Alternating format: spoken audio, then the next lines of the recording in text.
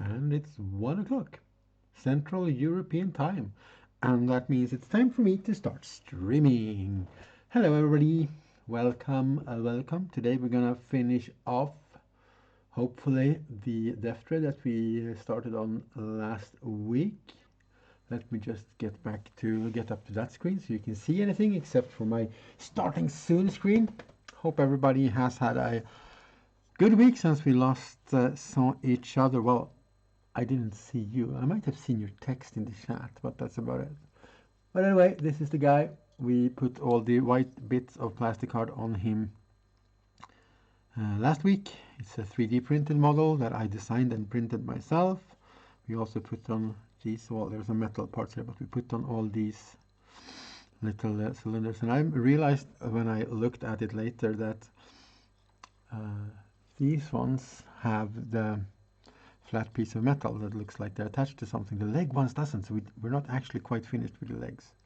So we're gonna have to put some small squared off pieces there, sort of to attach this hydraulic cylinder to the leg, and I guess that's where we're gonna start. I'm gonna put some more rivets on here and there just to make it a bit less flat. So let's get into that, and to do all of these things we're going to use plastic card just like last time, and I have a couple of spare little small bins with small pieces of plastic card. Mostly these are pretty old, you can see it's starting yellow, being out in the sun. This is a very thin one, which is not very good. Am I wobbling the table? Is this table wobbly today? Let's move it around a bit and see if we can make. Oh, it's under the foot. I see. I will. Well, if I get annoyed by that, or if anybody gets annoyed by that, let me know. We'll put something under the leg of the table to make it stop wobbling. But yeah, so what we're gonna need to do now is find something like this. We can actually use a piece that we used last time. We'll cut the small pieces off for the legs first. Put up all my tools here. Don't have a knife. I'll be walking back to the other end of the room here to get that. Kind of have your knife at your work desk, Pixel. If you're gonna get this going. So if you're curious about anything, if you don't understand anything I say, just say something in the chat about it, ask a question or whatever. I have the chat right in front of me, so I should see that. Just sort of dry fitting this, and then we're gonna need like 8. Yeah, we can do them all in about the same size. Let's do that and that and that.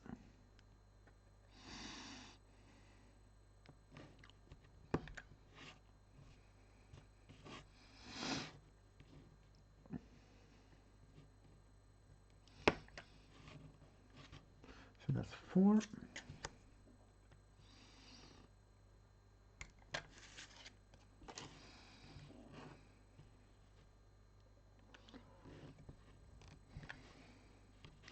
Five, 6,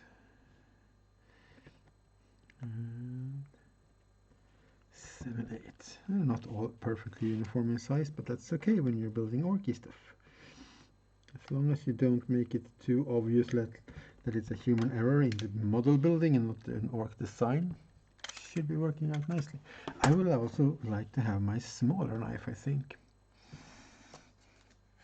I will need one of those little pallets for glue.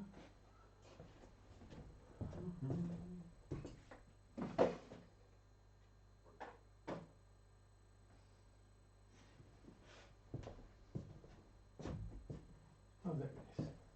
There it is. The super sharp scalpel thingy.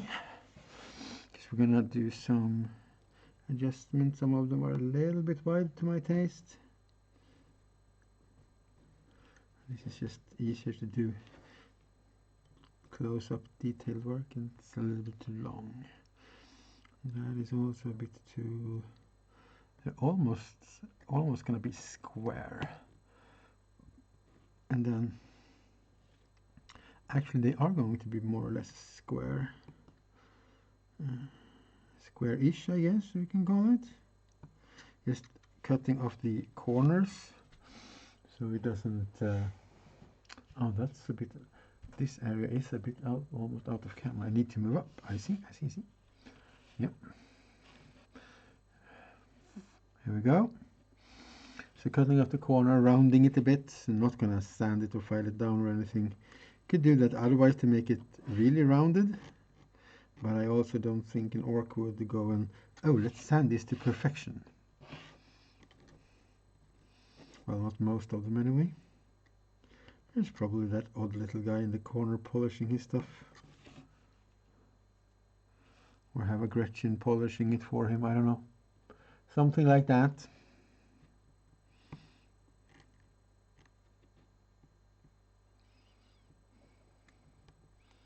How's the stream feeling? Yeah, it feels good. Seems to be no health issues, which is nice, because sometimes you get those days where it's just super duper laggy and everything, and it's some points even have been where there's no point in stream, keep the stream running because it just lags.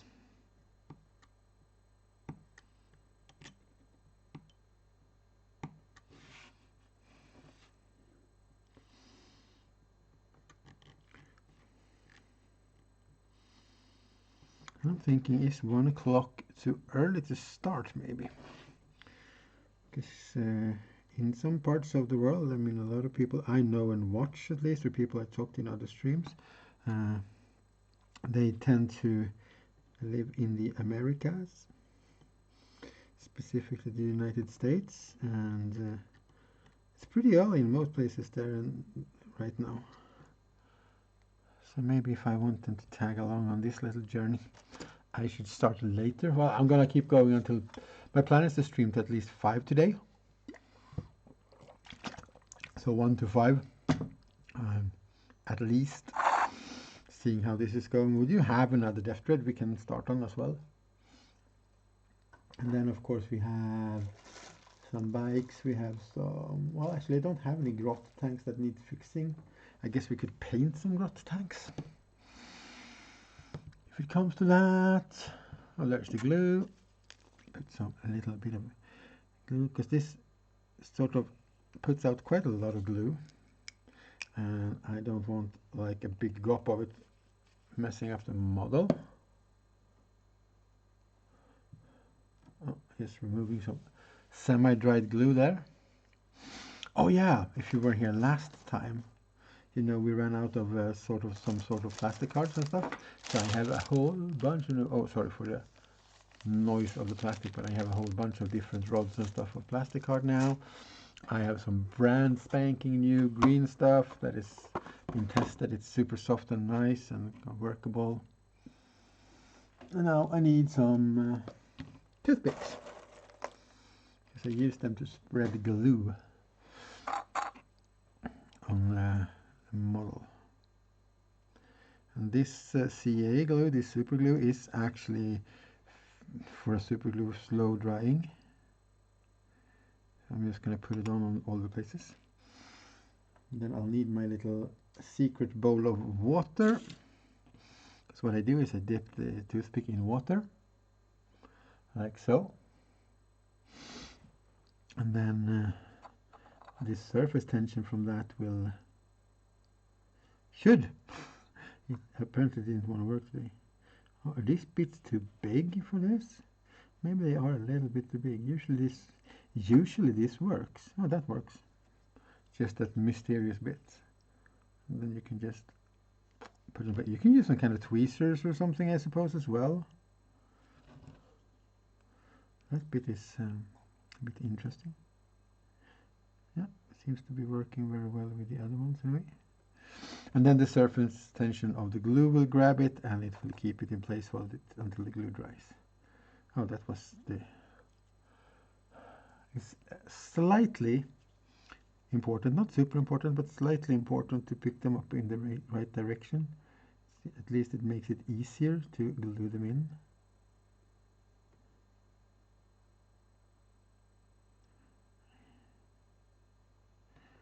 I guess the glue there had the time to dry a little bit, or I mushed it around too much. Let's put some glue on both. Okay, 2 at a time maybe is a good maximum. Oh, it had glue on it. Yeah, it got stuck to the cutting mat right away. No, chat should be visible. Oh, I need to turn off the turn off screen thingy on my pad where I have the chat.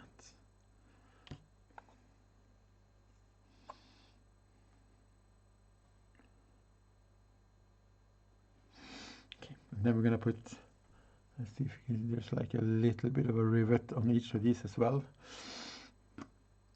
The devil is in the details.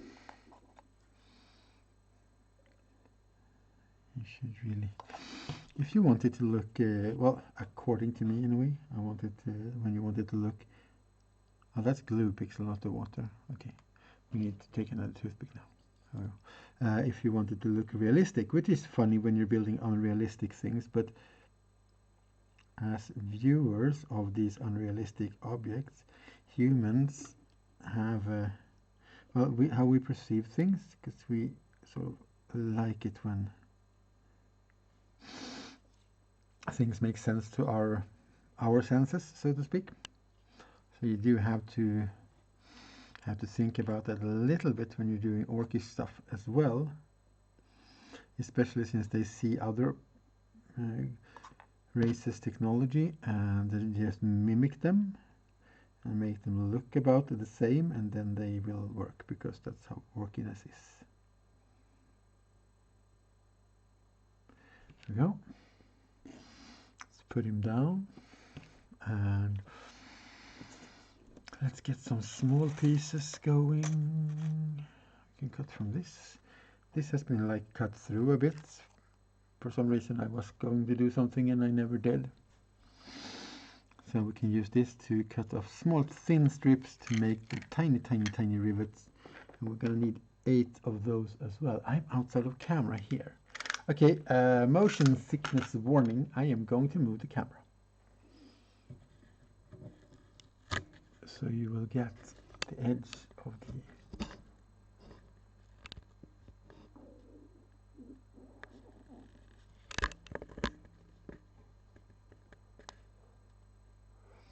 as well, somewhere around there maybe.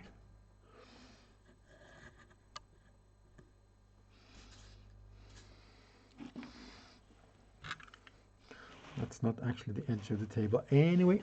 I think we're gonna adjust you in a little bit more, so we don't have parts of the stream which is just me, you hearing weird cutting noises outside of the screen. Is that, yeah, it's on the edge. So let's cut a small strip like that, and then we'll cut almost like small squares of this. And you're not going to see that because I'm going to hold my finger on this side here of it, because if I don't, that'll happen. Now I could see where it lands, but these tend to fly pretty far and down on the floor sometimes. Hi! Hey Mitch, welcome. Welcome, welcome. How are you? Nice to see you. Hope you're doing well. And if not, I hope at least you're okay.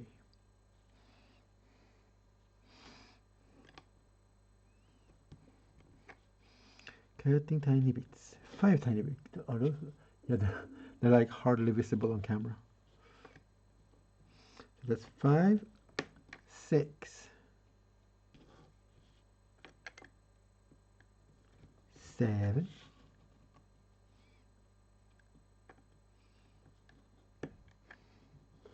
I'm good. I get to build some stuff. So that's always fun. I get to hang around with cool people in the chat. That's always fun. I have a whole bunch of new green stuff so I can model things. So that is super fun. So yeah, I'm good, thanks. Oh my god, I lost a bit. He lost a bit. I think we're gonna have to make another bit then.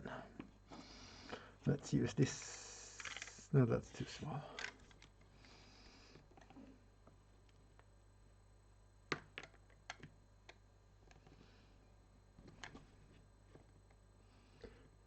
And there we go. All the emotes.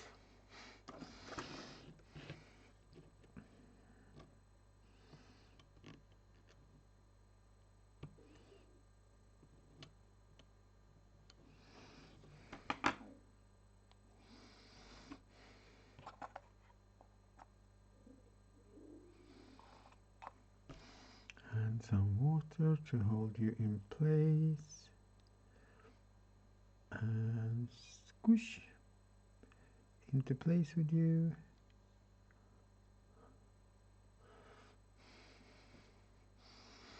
So how is the printing business going then?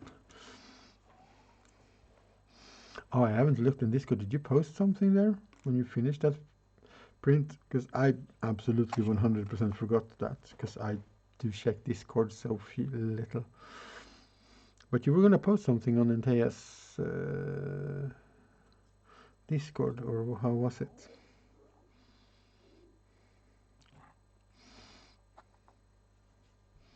Let's do doop, doop. No, okay, this, what? I feel betrayed. The glue doesn't work. Oh, yeah. Yeah, that can be, you know, print speed, retractions, and, you know, all this stuff.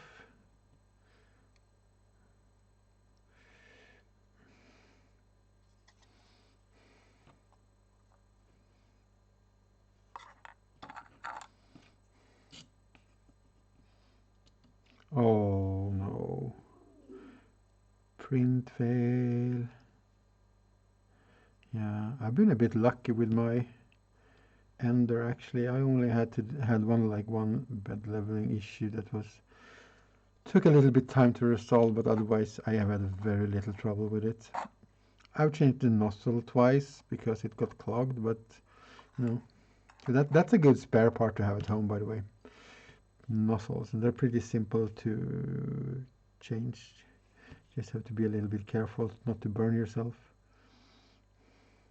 because it's quite hot. Of course, because that's the hot part. Well, it's attached to the hot part, actually.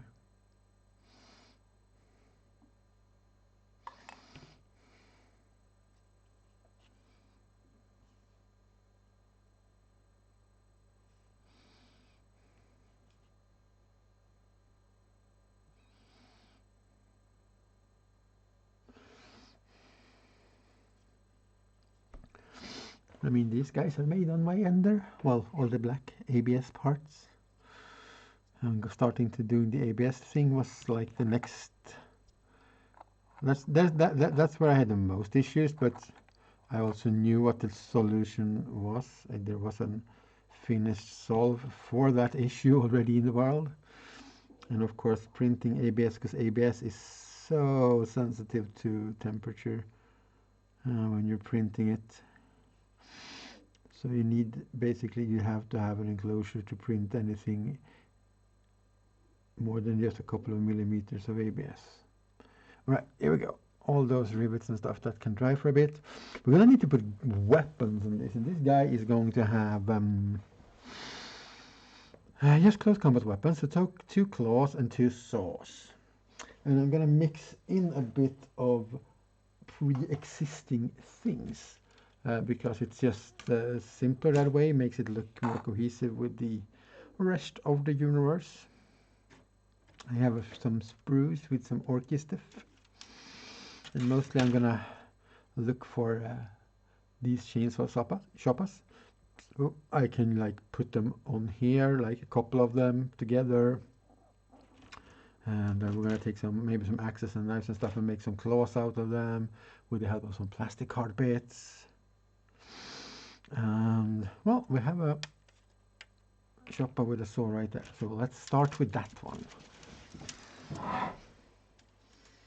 And I was sure I had a whole bunch of orky stuff lying around as well, but I don't know where those went. But I moved everything out to the workshop to start streaming again, and that means some things are still in some boxes somewhere.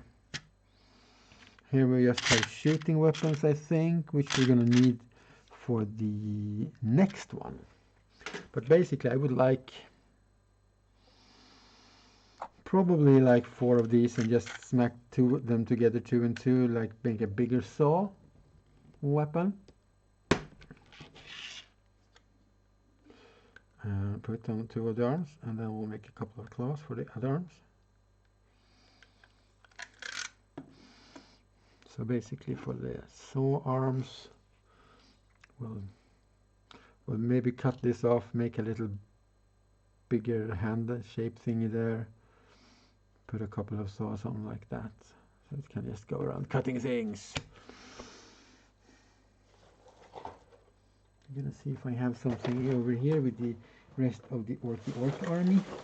I don't think I have that many chain choppers, which is a bit of an issue in this case, since I don't have my orc weapons box thingy around somewhere. It might still be home, but basically it's a box. It's one of these that's just filled up with work weapons, so I could use them. And I came out there. I've been spending like 20-30 minutes trying to find it, and I can't. So we're gonna have to improvise that a little bit as well. And we're also going to look through the normal. Hey, Drakryttaren, hi, welcome. Welcome, nice to see you. Hope you're well. Hope you are well, my friend. So I'm looking for some other melee weapon options from other armies, maybe. That's actually a Hydra head. We can put that aside. That's in the wrong box. So I need chain weapon. Oh, look! I found some shooting. And found some pre-rolled green stuff. That's always nice.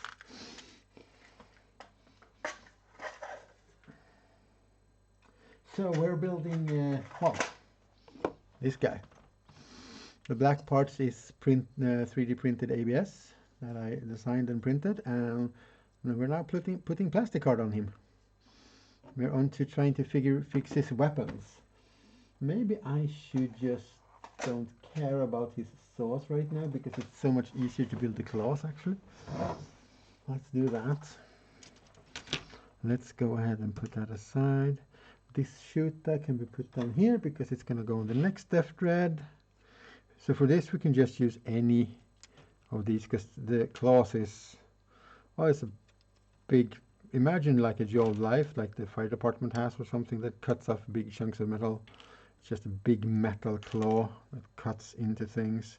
So we can use all of these blades and axe thingies, and I mean, we could just make this from plastic card or sculpt this as well, but if we do that, well, it's going to take longer. But then if we use this, it's also going to look more like it belongs with any other models that you put into the army. Oh, look at this knob axe. That's gorgeous. Maybe we can use that too. We'll save that though, in case I want to have it for a model later. And then we're going to put some cables and hoses and stuff on it. And I have some, he says, and brings out a whole box of green stuff things. So this is what I do with leftover green stuff, because, oh, this is brittle. Usually when you do green stuff, oh, this is very brittle. How old are you? When you make things out of green stuff, you mix it, well, it's this then, the 2 components, epoxy putty. You mix blue and yellow, and voila, you get green stuff, which then cures into this sort of plastic thingy. Some of this is either old or very, depending on how you mix it, it gets softer or more brittle, so softer or harder.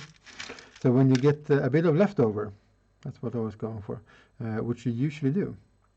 I just roll them into like sticks. You can use it. You can use this to make rivets. You can just cut this into slices and things. And yeah, and you can make horns from it. And then I just save it in case I need it later. This one has a metallic thread or a little wire in it, so it holds its shape. And it's got this wood texture on. But yeah, we're gonna put on some cables. But I'm also thinking about doing the cables after it's painted, so we don't have to go in behind all the cables, because there's gonna be some cabling coming from here to power the weapons, I'm thinking. I should do some hoses for the hydraulics, but I'm not sure I want to, because I think it will be a bit much. And to also do these claws, then we're going to use some plastic card. And we're going to build sort of a hand. Do I have a model with a claw? Oh yeah, I do. Here we go. So, let's see, there we are. Something like this, but a little bit bigger so it fits in here better. So I might cut off this arm. They might be a bit long, but that's, you know, it's just plastic, so that's not an issue. So basically something like this. Some hydraulic stuff on it. Maybe an exhaust pipe somewhere if we want to. Oh yeah, we need to make the exhaust pipes on the backpack here. That's also a part to make. So yeah, something like this. So it's basically like a block with some claws attached to it that can move. So that's what we're doing. And this is, of course, then to make this little block or hand or something. It's almost the same size, though. We could put them directly on the arm, I guess. So these two lower arms with claws and this, oh, these two over arms here. We'll put some chain weapons on chainsaws or chainsaws later. Yeah, so let's get stuck in by making a little hand box thingy first.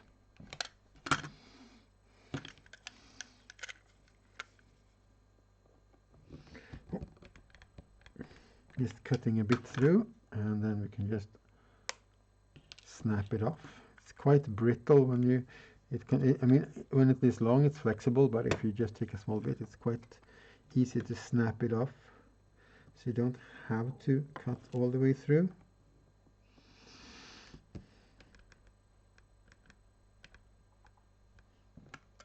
So just like a millimeter or so, and then you can just go snap.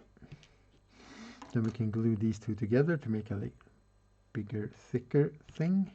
And once they are dry, we can sand them down so they don't look like so much as two bits glued together, and they look more like one big box. And because even for an orc standard, this sort of messy things, it's just a no-go. We can even, because these are quite different in size, cut off, start by cutting it off before we're sanding it, so it's not so much to sand. Squaring off the box, getting me some sandpaper, just some 240 grits sandpaper, just like that. Oh, that shakes the whole thing. Okay, so slowly. I might have to put something under the table then, I guess.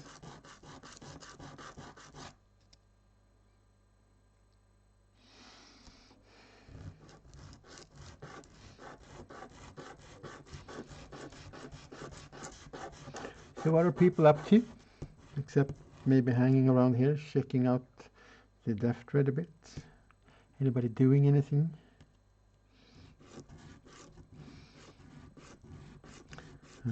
Art related and miniature, like art and painting related stuff and things are free to share in the chat. Just make sure you don't violate the terms of service of Twitch, because then they will be sad. And when they are sad at you, it's bad for you. Doll oh yeah, you're doing the doll repaint. Cool, cool. That is, I'm very curious about that as well. if you have it on any social media, you are free to share it. Okay, and then the claw is going to be way too far, so I'm going to have to cut this off.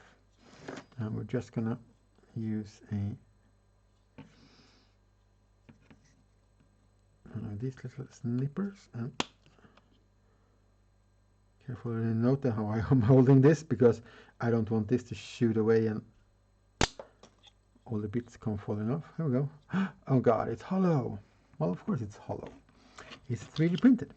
I don't do maxi infill. I usually print at like 10% infill for the most part, unless it's super big and needs to be more durable. And these have so little infill, so they basically don't get any infill anyway, because they're so small.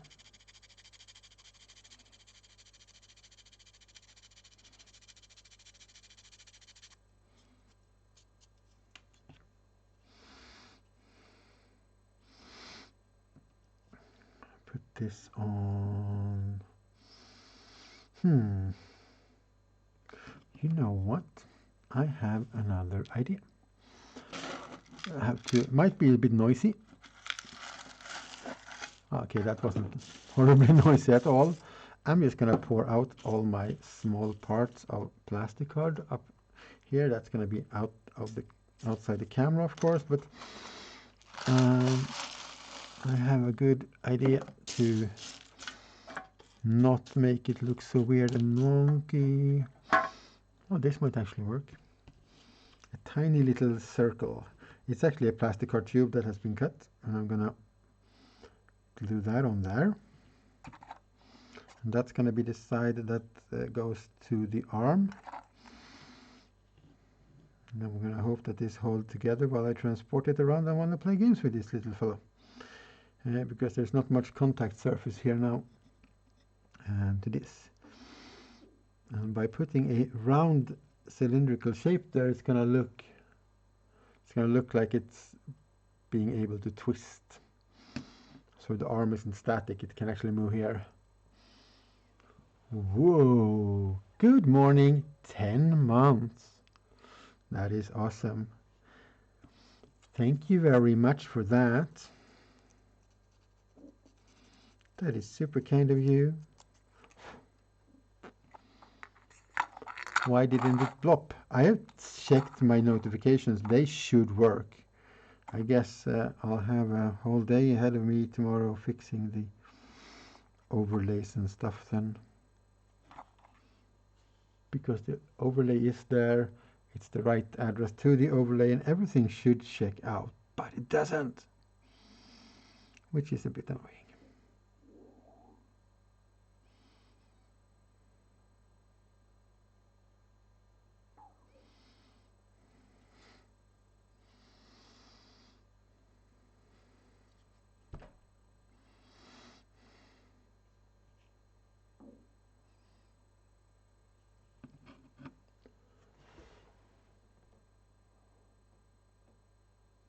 Well, they were visible. I unvisibled them and then I visibled them again, and let's see if that works.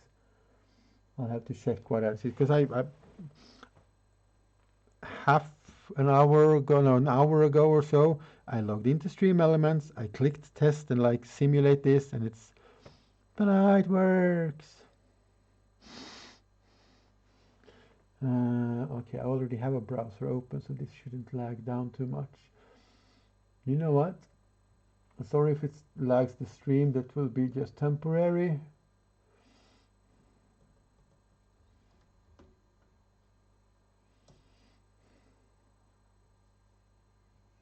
Let's see what happens.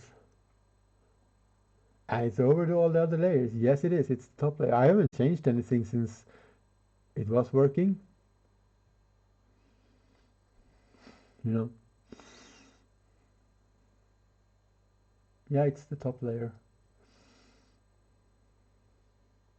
Where you can go into my overlays. We can go to the edit thingy. And we can run simulate, emulate.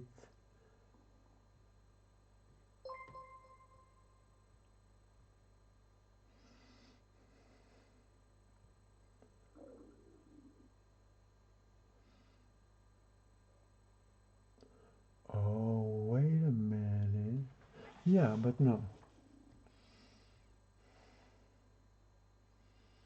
Did it happen? Did it simulate for you? Did you? Yeah, that was just the sound from my computer going to the mic, I'm guessing.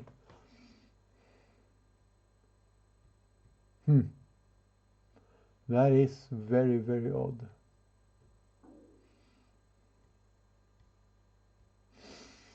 I'm just going to do a tiny quick check here, and then we'll get back to the stream, and I'll fix this afterwards instead.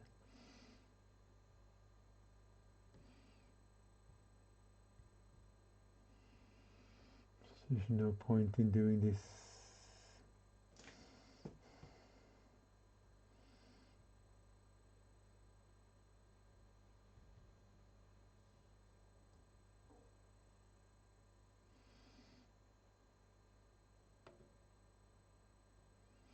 Okay, so I copied the URL. Oh, Duseko Art, hello. Nice to see you. You got this recommended by Drakryttaren? Oh, thank you, Drakryttaren, and welcome to the stream. Slightly try to figure out why my notifications or anything isn't really working, but I'll just ignore that for now. I have the activity feed up, so I'm gonna see if people follow and whatever, and we'll sort that off stream later instead. Yeah, super, Mr. Super. Yeah, that is waiting for things to dry. It's a thing. You'll get used to it. You're never gonna learn to like it, I think, but you'll get used to it. All right, so welcome to you then, BTW. Oh, that's a lot of BT Wimskrank. Betwimskrank. Okay, welcome. Gonna have a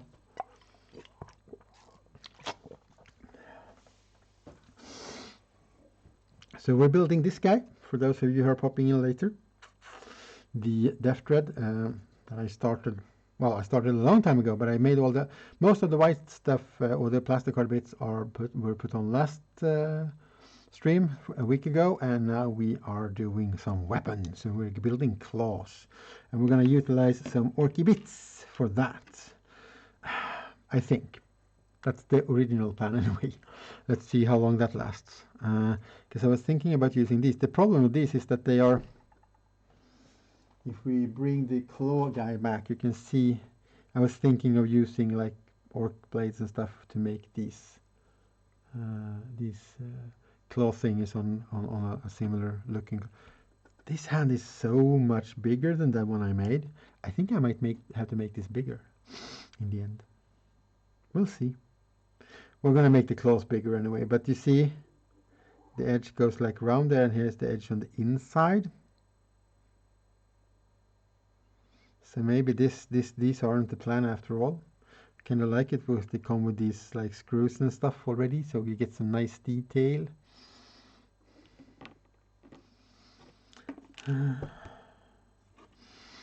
Same with axes, they sort of bend the wrong way. You want like more of a scissors claw thing than an actual blade, and I'm thinking maybe we'll have to do something then. We could use this. Yeah, there's so many tiny bits on it, and it's going to be more tiny bits. I'm going to put some more rivets on some places just to not have so many flat surfaces, but to do what I need to do with this, I think I need a lighter. And I should have a lighter here if I am not incorrect. Maybe I am incorrect. Oh, there we go. That works. Could also just put down a candle if I had a candle of some sort, but I don't think I do. So we're gonna do this instead.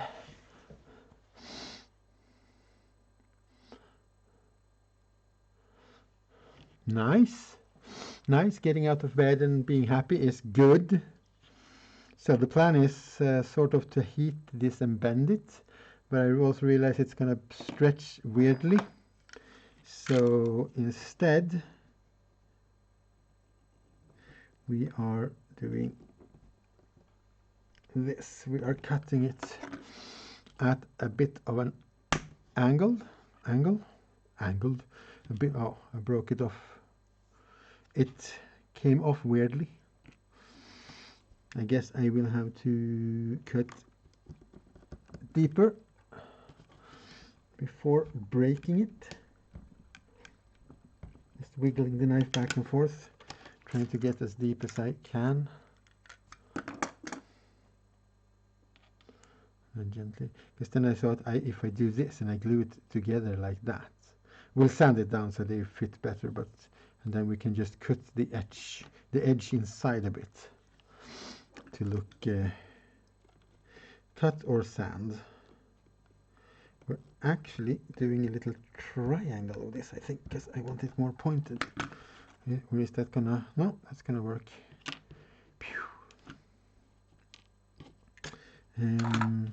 So yeah, that's gonna go on like sort of that, and we're gonna cut this off like here. There we go. And if you're curious about anything of in the project or anything related to this, feel free to ask. And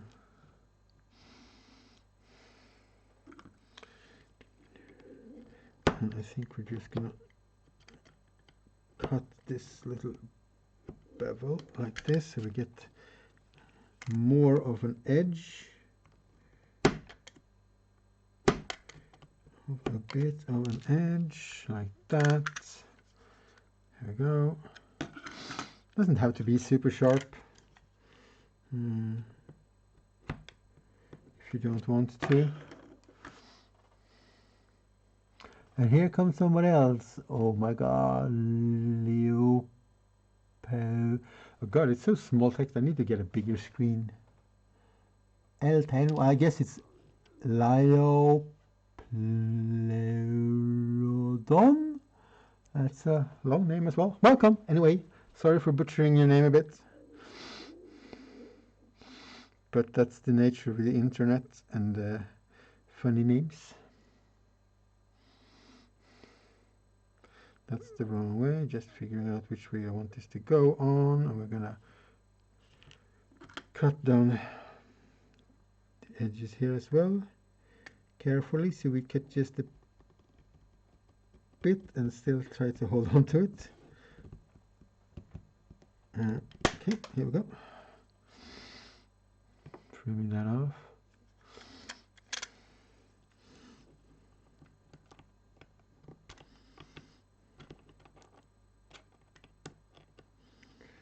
That went, well, it is thinner now, I guess.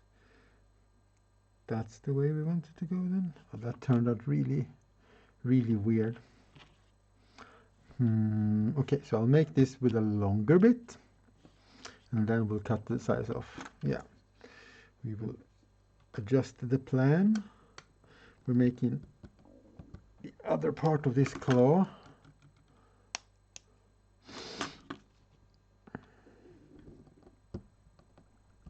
In the same way as we did the first one, and then we'll cut it down to size.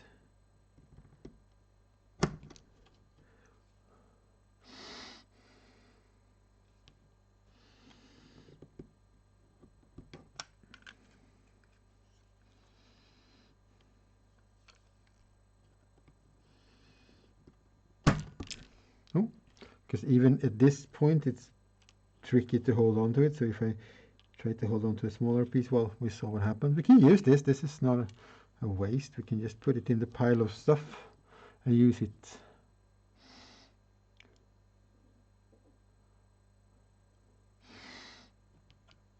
Apple, and I have no idea. I know nothing about it. So if we glue this together, oh wait, oh no, I cut it on the wrong side. That is hilarious. Well, that's no biggie. We can cut off a corner on the other way. But yeah, you know what they say. Measure twice, cut once. So do as I say and don't do as I do, basically, in this case.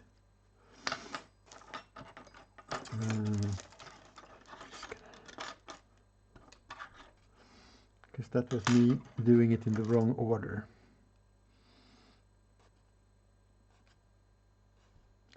I'm just filing it down a little bit.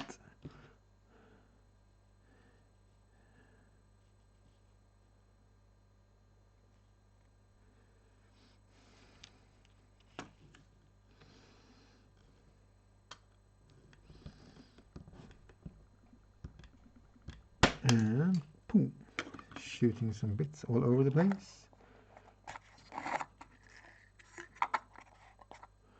Getting some glue off. And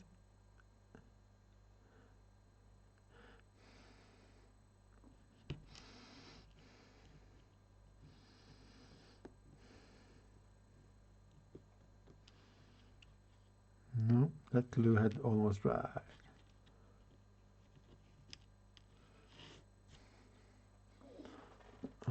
Let's get some new glue on the palette.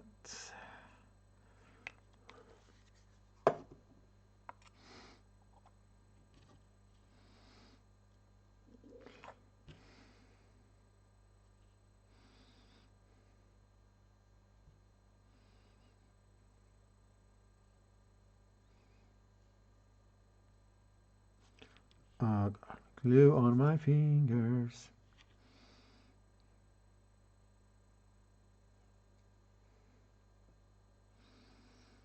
Squeeze it together a bit. And then we can let that set, and we can, it's a bit short maybe. Oh wait, this could be, because if we're gonna do like this claw, which would work super well, right? But it has like almost a static part down here, and then I have a couple of moving parts here. You can see it has a couple of cylinders here for the hydraulics. Well, if it was human, it would be hydraulics. I have no idea what it would be, if it would be anything or just look like that when it's orky.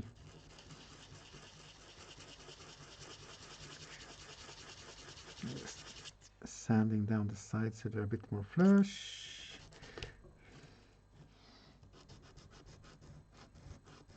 Yeah, table is a bit unstable. It wasn't that last time. Yeah, there's one of the corners is not touching the floors. You know, classic table thing. If it gets too annoying, I will fix it. If somebody thinks it's too annoying, please let me know, so I know I should fix it, because it doesn't disturb me super much, but I'm not watching the stream as much as you guys are, hopefully, doing.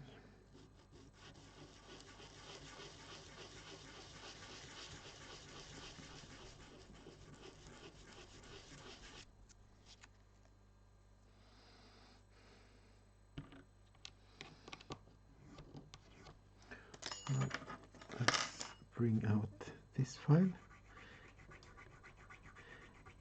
I do love these diamond files because they are omnidirectional, so you can just go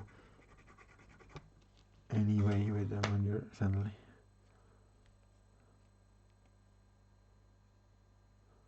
Currently have your phone wrapped into a broken lap stand with a wire. That is a perfect way to film things. I mean, it's going to be like a little crack here, but we can also do some small bits over there and have it like being bolted together. There's always a fix for, there's always a solve for these kind of things when you're doing orky things. So I'm thinking of cutting this at an angle and putting it like on the underside here. That's probably the plan.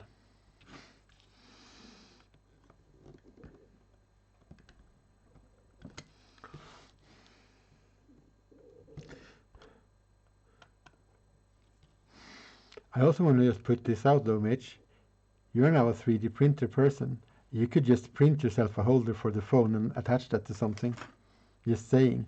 The endless, oh, that came off. Yeah, as I said, this doesn't have much contact surface. I think we're going to do some green stuff work here to fill up here, so we have some more contact surfaces maybe.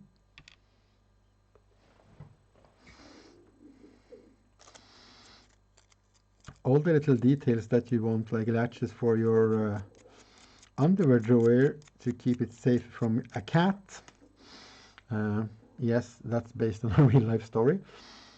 Yeah,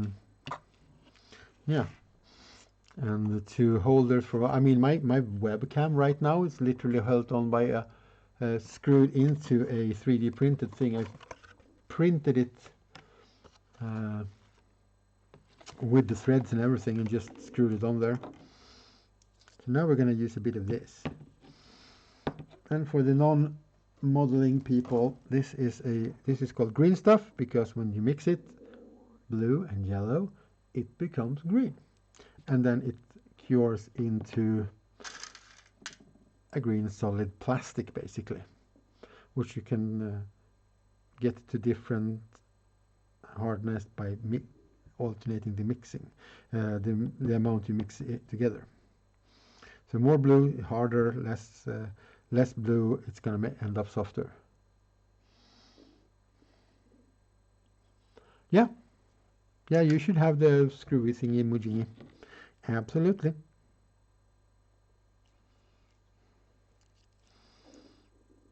Oh. And for this, we're just going to need the tiniest bit. You can also take a picture of mine that is hanging above my computer place at home, if you don't find yours.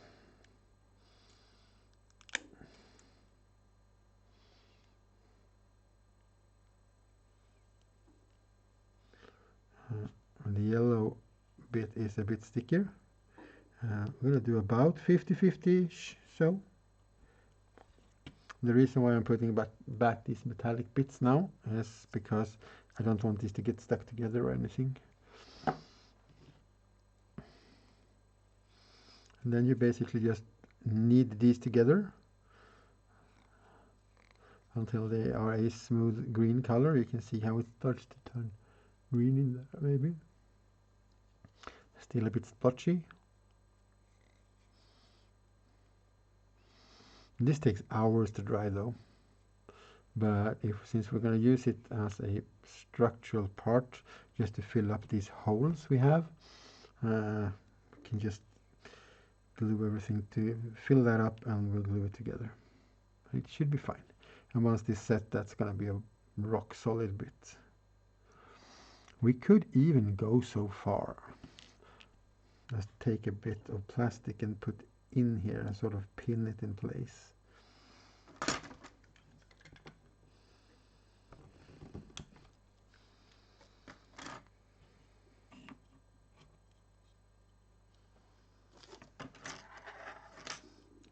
Take these tweezers as a modeling tool and just squeeze it in here.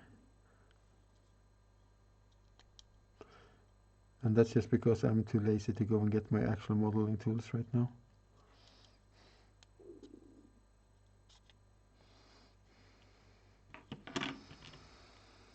But even with the mini amount of green stuff I made, I'm probably going to have some left over, which means we're going to refill. There we go. There we have a link to what I presume is the camera attachment thing. If you have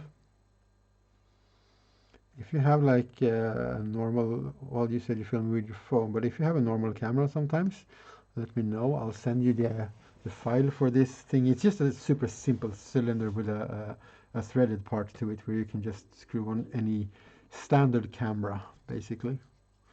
Don't use too heavy equipment on it though, because I don't think, oh wait, we need glue here. I don't think that will hold up for too much.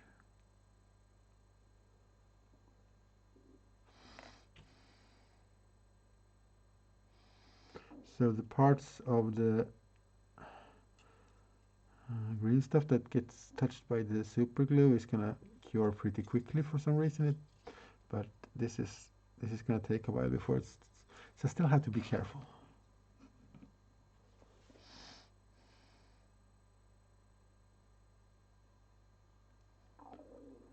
Oh yeah, and the metal rod is my favorite part, because that's an IKEA part.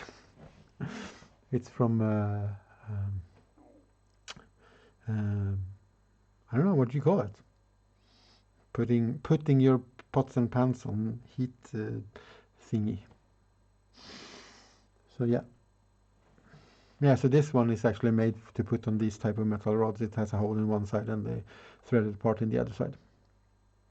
And I'm using it, it's like right here where you can't see it because, well, obviously the camera that is filming here is attached to it. Alright, let's get back to clawing at things. So this one's going to go on the underside. Is that the underside? How do I want it? Yeah, I want this to be the underside. Okay, let's do it. And this is also a bit smooth because it's just plastic, so let's sand it a little bit.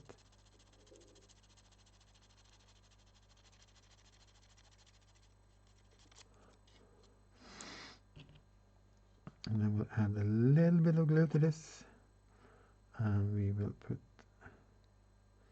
the claw in place. I can feel how this one will wiggle a bit, so we're gonna have to be real careful there.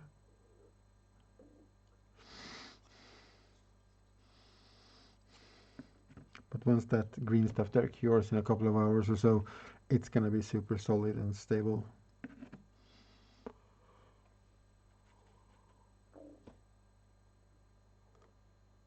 Yeah, or a big, put them in a jar of gravel maybe. Giving away all the secrets now.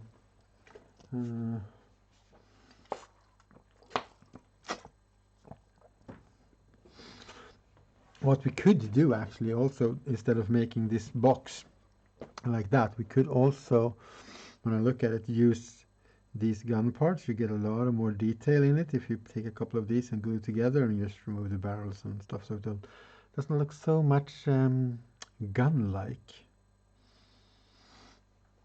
But we're now, at least on this one, down this path. But I don't like how it looks with that. We can just put a panel over that. Actually, and we're going to put a claw over that, so I don't need to worry at all, I realize. Okay, so we now need a bigger claw. So we're going to put like a claw on each side here, like, and they're going to go snap, snap, snap.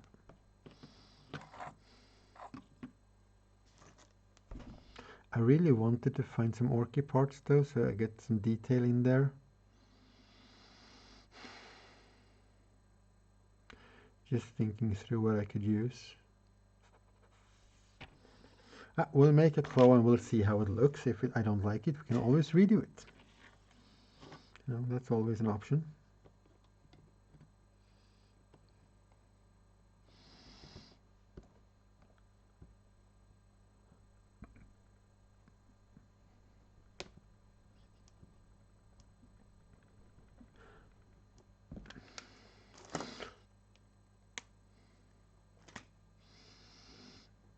And we'll make the claw in a similar way with like a hook on the end, and we'll put this up here on the side. Oh yeah, we're gonna need to have some oh no, I think I need to rethink this actually. That wasn't the plan when I started today, but I think I wanted the claw to be a bit. Let's just remove this for now.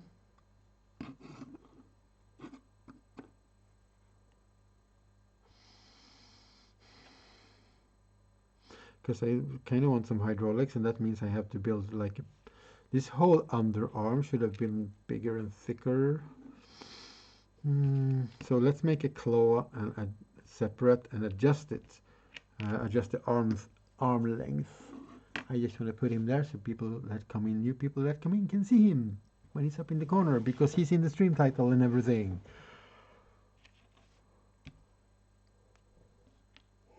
Oh, yawn. And I think I want to try this pistol idea out too, because I mean, who's going to use pistols, these little guns with an orc arm anyway? Everybody knows that shooters is the way to go, because it's Mordaka, and Mordaka is always right. And for those who are starting to get really confused, Daka is a sound effect that is generally used to describe the sound of shooting a orc gun, like taka taka taka taka taka taka. So therefore there is a saying that says more Daka. And it's usually what you say. People go like, is this enough guns on this thing? And everybody goes, more Dhaka. Because you can never have enough Dhaka. That's fact. You cannot have enough. Because you also have, I don't know if you can see this on camera with the focus being on what it is. But right here at the edge, the tip of the knife, there is like a little orchiglyph. And you get all that thing for free when you're using this. We're also going to remove that. That magazine or that clip that was in here. So we basically get a little orky looking box, more than we get a gun.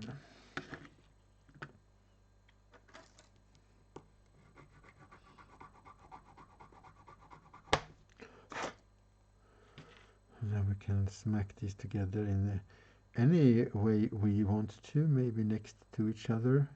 And then we can still add plastic card bits on top of it, and it will look just a lot better.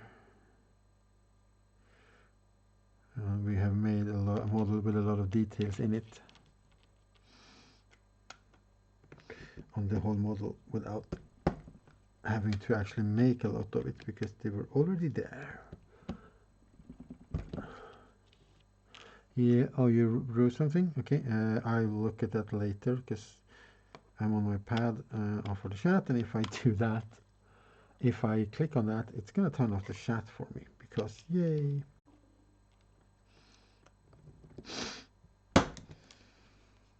Oh, excuse me.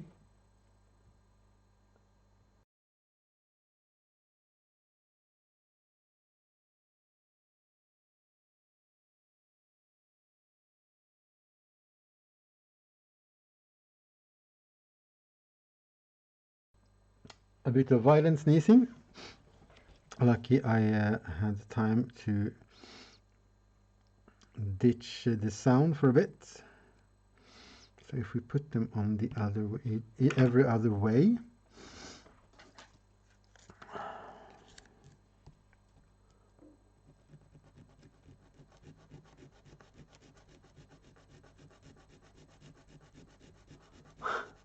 oh gosh, yes. You need to buy some serious daylight bulbs or something for your lighting if you're when you're living up there. At least now.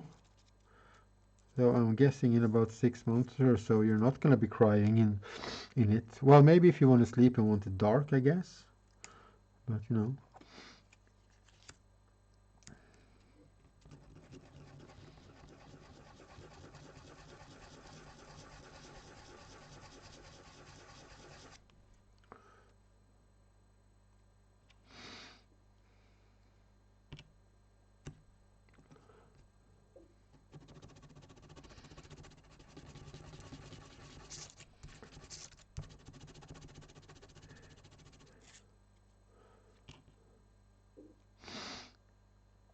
We're still going to get sort of a box shape out of this.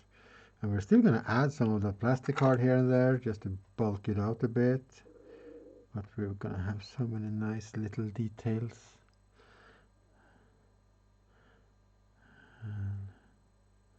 Yeah, and I didn't even remove the barrel on one of them. I can have them backwards. You can put like a cable or something coming out there.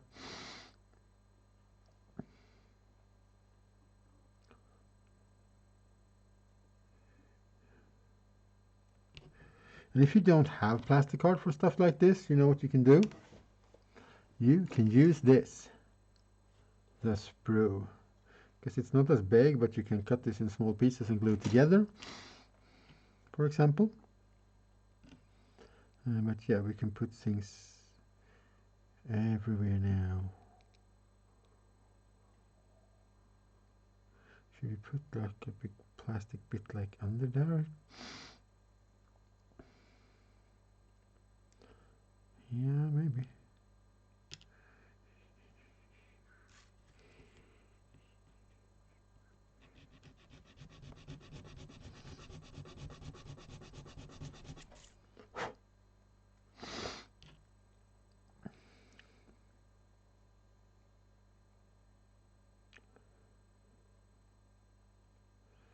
And then we'll, yeah, okay, so if we just get that a little bit,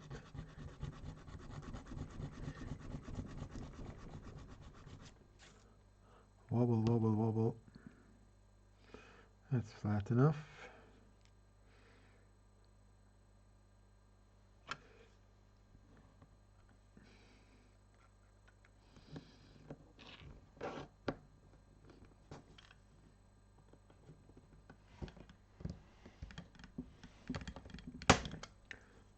Pew!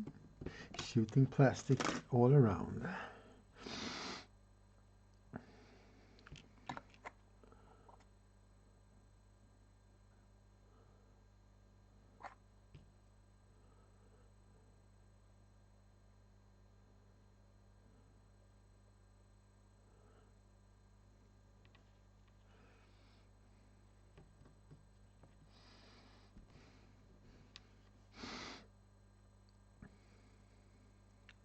And then we're going to make this into like a hand thingy here.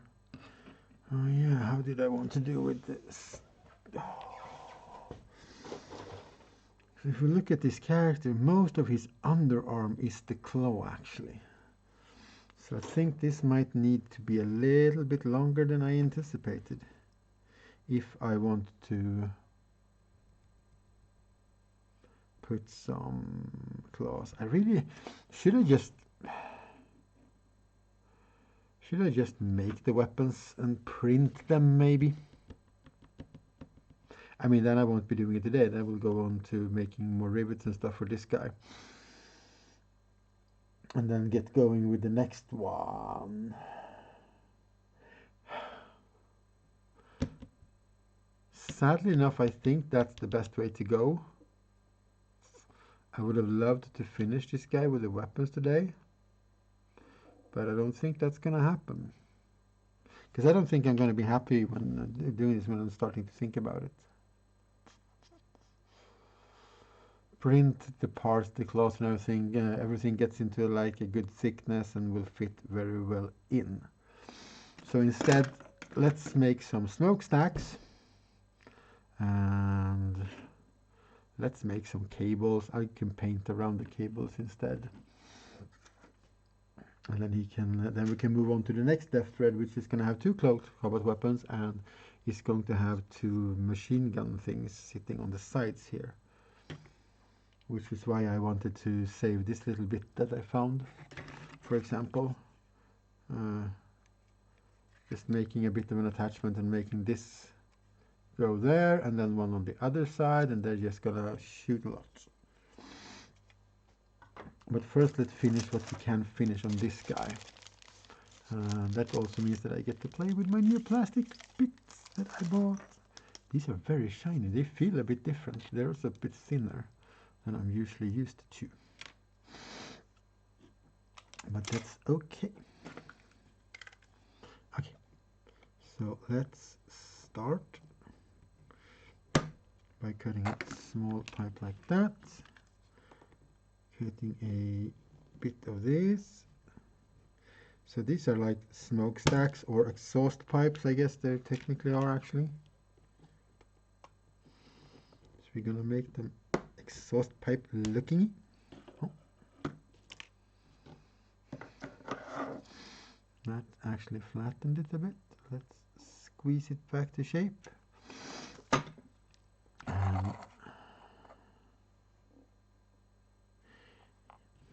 Yeah, because otherwise I'm just gonna sit here and trying to make a weapon that looks good, and I'm never gonna be happy with it. So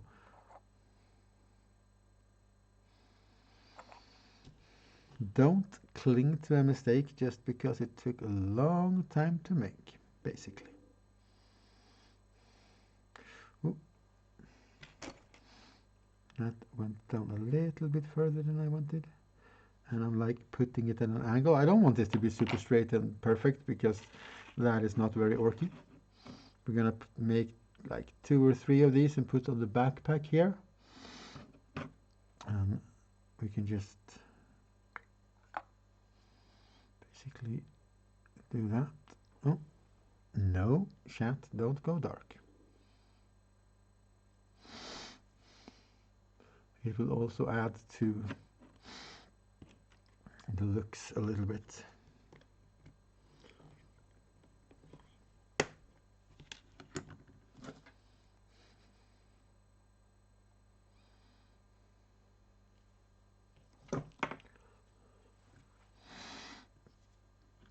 And a pipe for the bottom part. And I'm not measuring this at all. I'm just like, this will probably look a bit cool. Now let's do it this way, basically. That is all I am doing.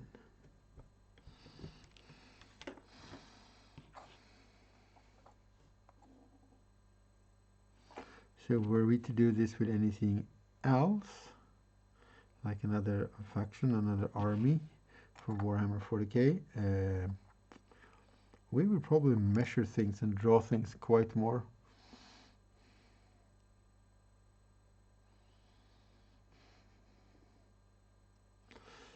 I think that bottom part was too short because I want them in different lengths.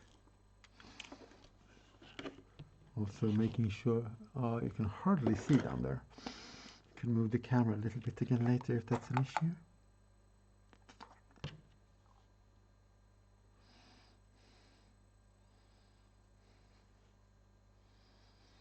I will put that on here. Basically, just wonky and going all the directions now.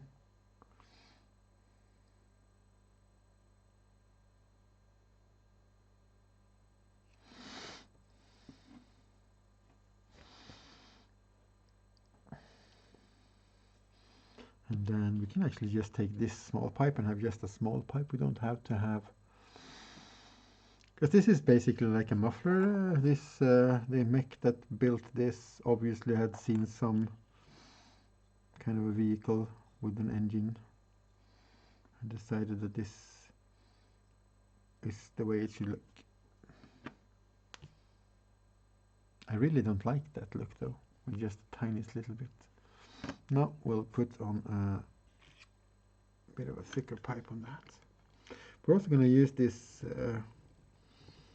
pipe and things that I bought to make the pistons for the hydraulics for the next dread, because it doesn't have any hydraulics yet.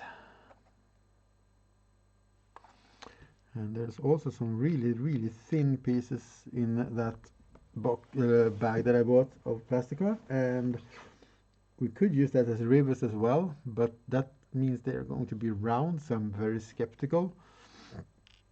And the reason why I'm skeptical, because none of the other rivets on anything else in this army is going to be so far. I have been so far. Wanted to keep them looking like they belong together, basically. What? Oh, is this? Oh, that wasn't so flat. I see. Making sure that the pipes are flat at the bottom is pretty important. I could also have planned this when I printed this. I could make made like holes there, but I didn't know the size of these pipes at the time. But otherwise, it's a good plan to, when you print this back, if one does something similar, when you print the back part here, you should make some holes. I mean, I could, there we go. I could drill it now, but drilling into 3D printed parts, because the shell of it is so thin,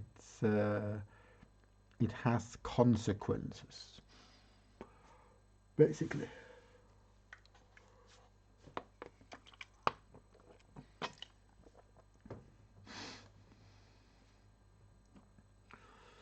So yeah.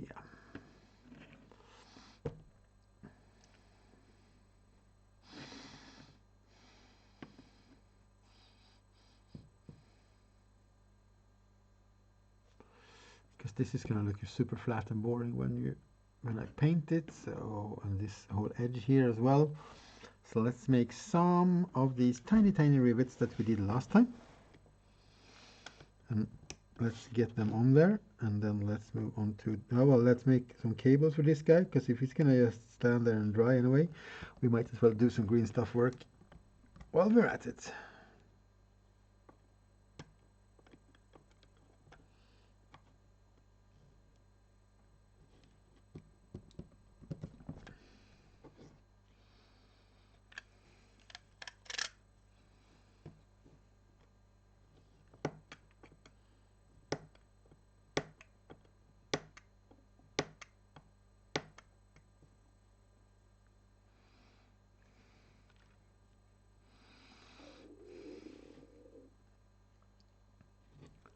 Tiny, tiny, tiny bits of plastic that we're gonna make as rivets.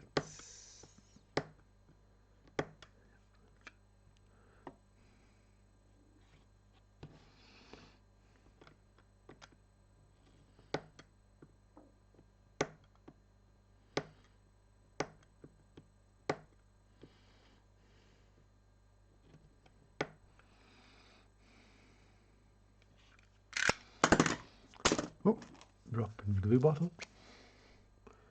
Oh, did that drip glue on my cutting mat? Yeah, it did. I saw you. I don't want that there, thank you. There we go. And yeah, if we want to do more details on the arms, we'll do that once the weapons are in place.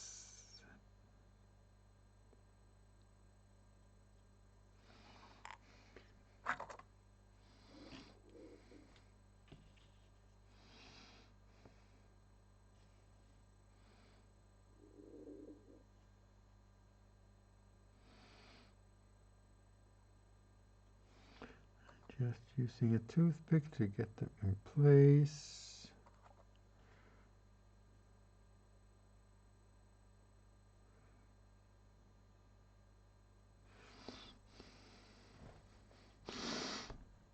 Yep, silly glue jumping around like that.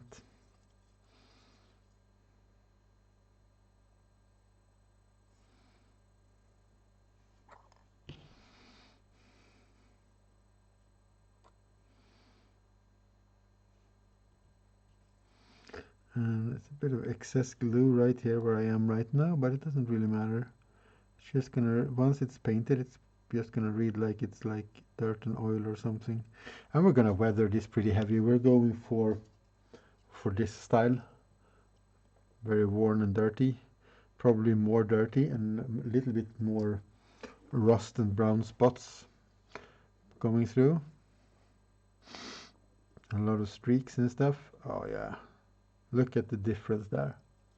And then you turn to that and you see that line of rivets, which are of course extremely visible right now because they are white and the rest is black, but with the proper coloration on that later, 1, 2, 3, trying to keep them not evenly spaced, but as many on both sides anyway.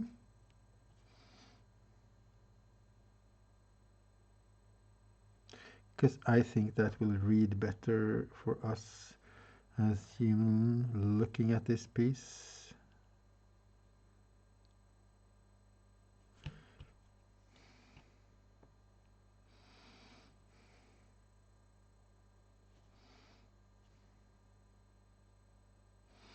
And that is the important part, in my opinion.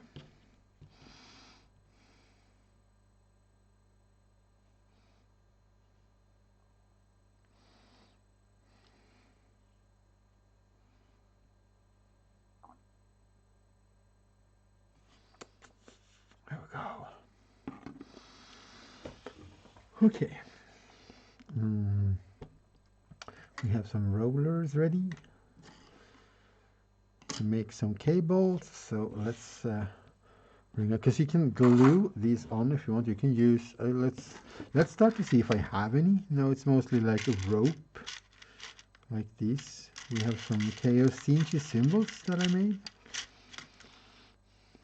So there's, but no, let's go with the green stuff.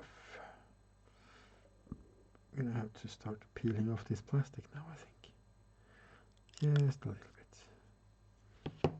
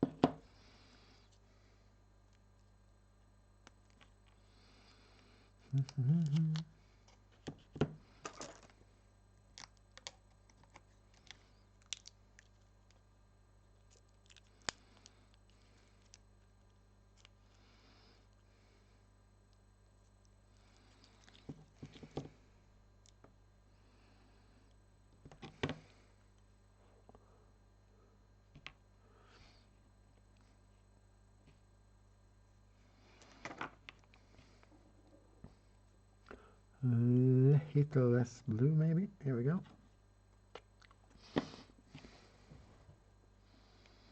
And some water so it doesn't stick to my fingers so much.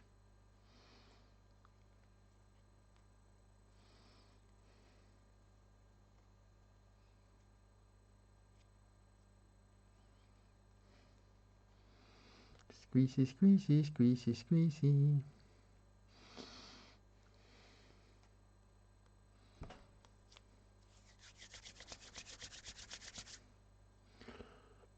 Just keep on kneading it together until it is a single green color.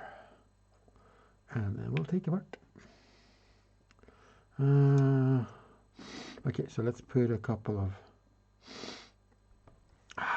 But if I do that, I'm going to have one to each arm, I feel.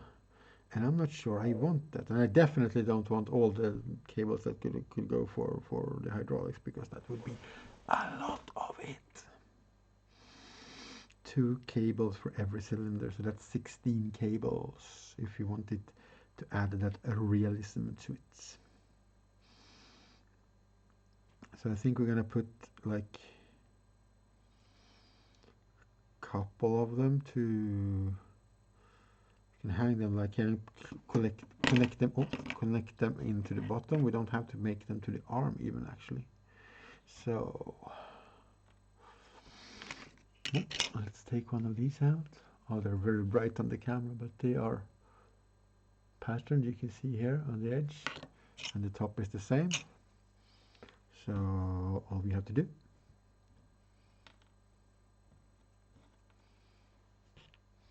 is roll out a bit of green stuff to a long cylindrical shape. Put it in there. Put on the top carefully. Roll back until it rolls back and forth smoothly.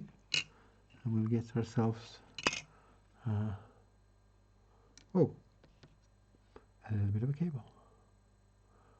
It didn't have that much depth to it though, so let's make it a bit thicker maybe. But yeah, that's the good thing about green stuff taking forever to cure. Actually, we could just take a couple of cables maybe and just have them hanging like down like this, like they're loose cables. We don't even have to connect them to anything else if we don't want to. I just like having a few cables. It looks more natural.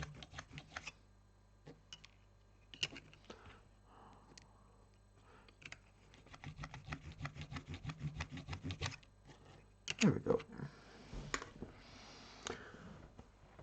We could either just shape them up for about what we want to do and let them cure and then glue them on, and we'll get I don't know if we're gonna get any good, because then you have to figure out how it's going to look. Well, this is gonna keep being bendable once it's cured. It's not gonna want to change its shape too much. Epoxy sculpt. Ooh.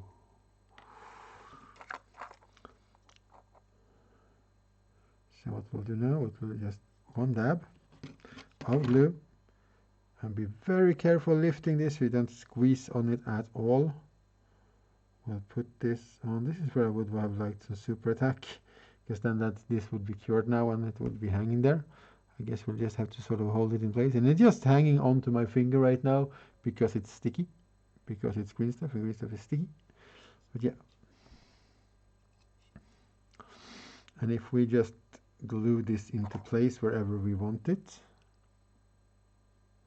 let's just have a cable hanging on the back here maybe. it should, if we leave it like this, deform to its like natural state, because like a cable would when it hangs down. We might have to adjust it because it's now naturally gonna hang down. So I can show you like this, but you can see how it falls down to this part. So we're gonna need this to just stand. But basically, yeah, we're gonna have that cable there. I might add more cables afterwards if I think it's necessary. But I think we're gonna let you go back to the board down here and have a curing time. And we have already, well, I have already started. I have more green stuff. Should I make more cables while I'm at? Yeah, let's make some cables of them and just leave them to rest. This guy has already some joints going on here. Oh, yikes, I have some yawning.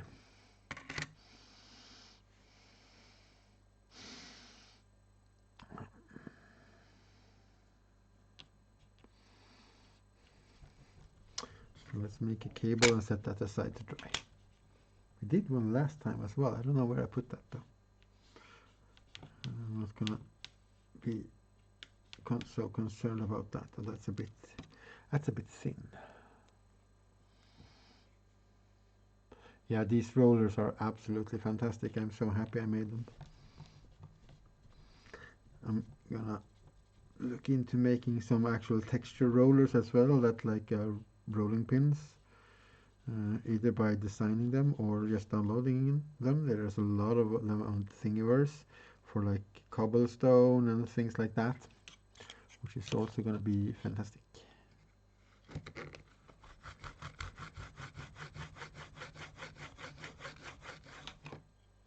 There we go. One extra cable. Let's make it a bent cable and put that aside. Yes, yeah, that's how you end up with piles of this. Yeah, good lighting is very important, so you can see what you do. These orc hands that are over from cutting out the pistols can go over there.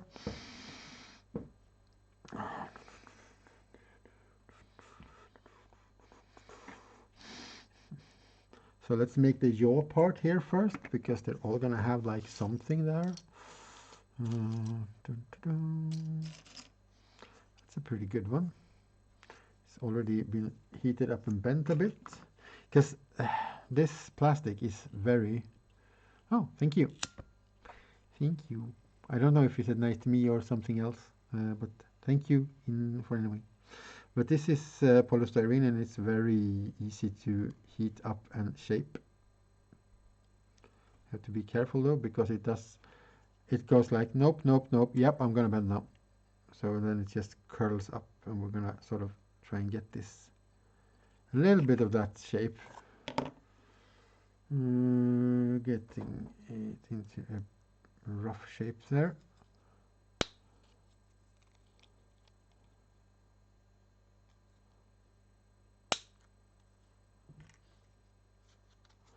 Filming with my phone, I put the flash on. Yeah. Yeah, a little bit of light goes a long way actually. You can actually see what you're doing.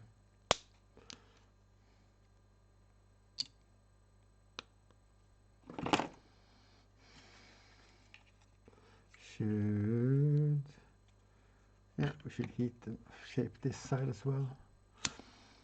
If it's if it's thin like this, you actually don't need to heat it much. You can just bend it, and basically the friction from bending it will heat it enough so it will keep its shape a little bit. I mean, this is going to be much easier, of course. Oh, throwing plastic around again. Throwing all the plastic around. Just want this soft and malleable enough so I can sort of putting it on here somehow. Kind of like we did on this guy, except that I found this one that was already made. and it's made from a bit thicker plastic actually. That is that I don't have any more of. I guess I can make a new version. I mean, I don't want it to look the same, because I mean, I want it to look similar, which is a bit different. This bit of plastic is a bit...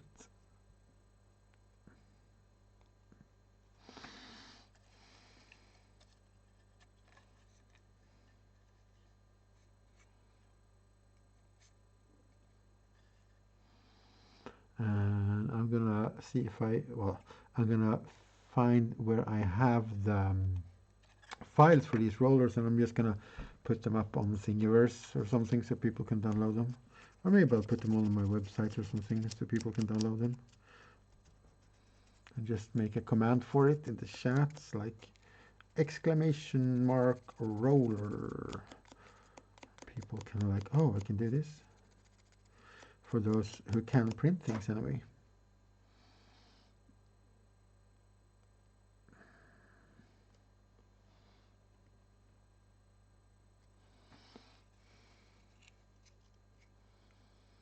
Right, let's see if that wants to stick on there.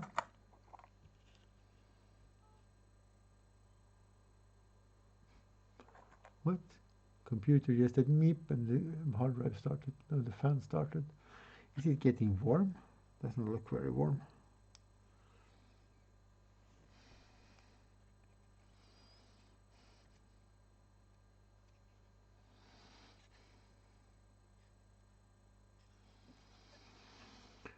Yeah, so this is going to happen, for those who are curious, this is going to happen every Saturday. Building either deff threads, first of all deff threads, but then also finishing off all my little grot tanks. And then we're going to, while they are a bit cute, I'm going to redesign the killer cans a bit, I think. But yeah, here you got an example of the weapon I'm talking about, and it has a couple of cables, but on these guys, that's going to be a lot of cables. But I might want that. More detail. Is it... What? Is it a roller with texture? Wait, which one? I'm confused.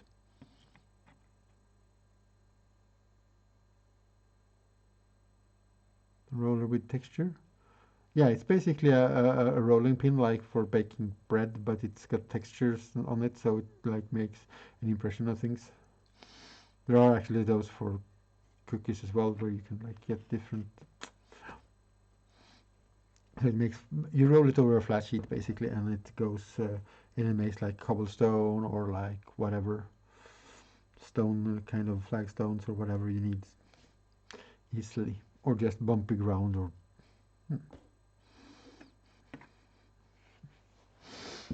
Okay, so he's got the first part.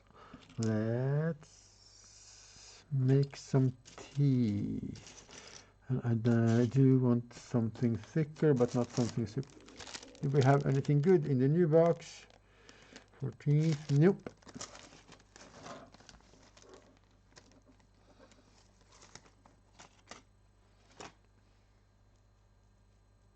Yeah, exactly.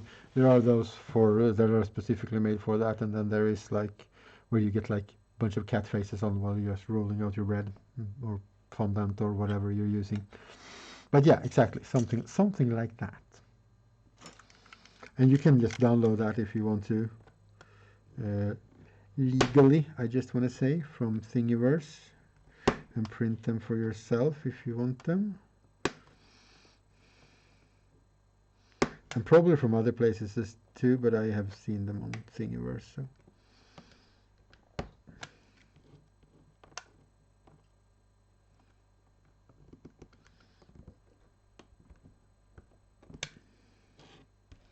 One teeth thingy. And this thing with the big teeth, it's just orcs like their machines to look orky, and orcs have big teeth.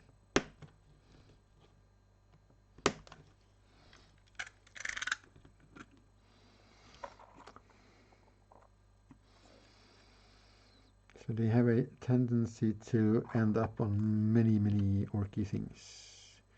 But especially these type of robots, walker, which are like an extension of an orc, I guess. Because in every one of these little cans, the deff threads, there's an orc driving it. So this is a machine, this is a walker, so it's technically not a robot because it's not moving around by itself. It has a driver. Oh, shooting plastic everywhere again. And that bit of plastic I kind of want to keep track of, because that is going to be the teeth.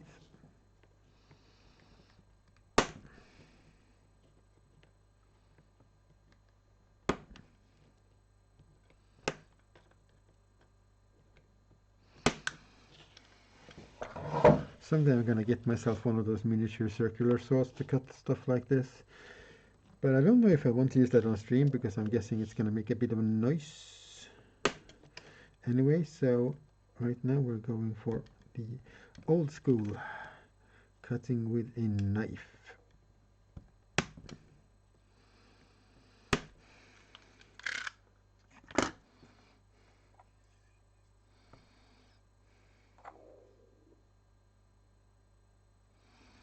And these of course are getting riveted in place.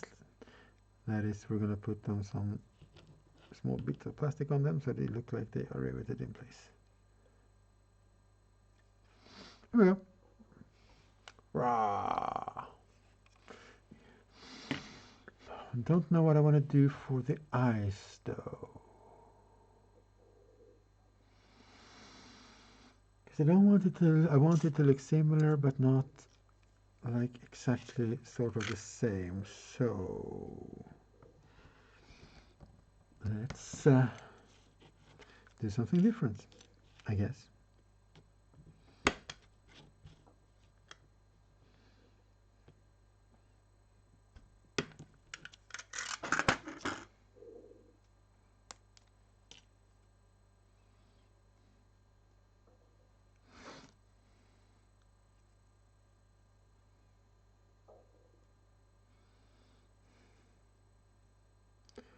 Just bending this gently so it can sort of fit the curved shape of the main body.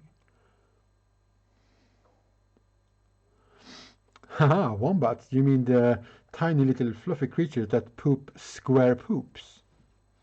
Is that what you're talking about?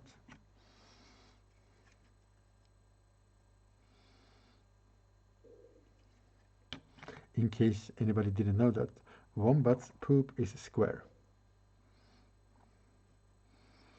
due to their digestion system and the shape of their butt, apparently.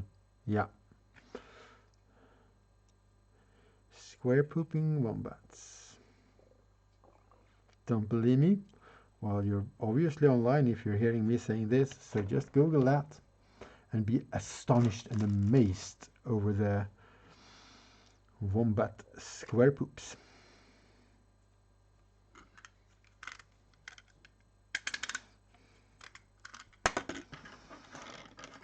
Okay, so now we're going to make a couple of like eye sockets for him, I think, on that, so he's got like at least one round eye. Minecraft hamster? Oh yeah, because they make their square poop. Okay, yeah, I get it. I was like, what are you talking about? Why are we changing the subject from wombats? Yeah, exactly. Somewhere in SpongeBob's lineage, there is probably a wombat.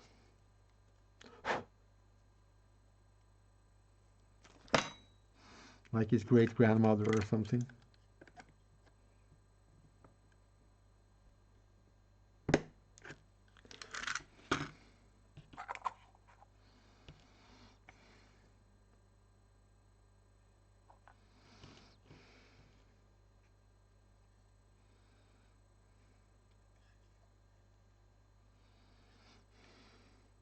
He's got an eye or thingy. And it looks a bit hollow now, but we're going to fill that up. Yes, you can share any art you want here as long as it's not violating the terms of service of Twitch. And I would love to have a wombat shared in my chat, even though I can't actually watch it right now because it's gonna remove the chat.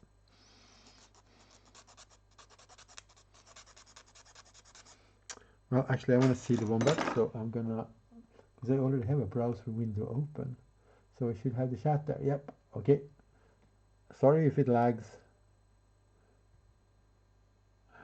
Oh, he looks so happy and content. I like him.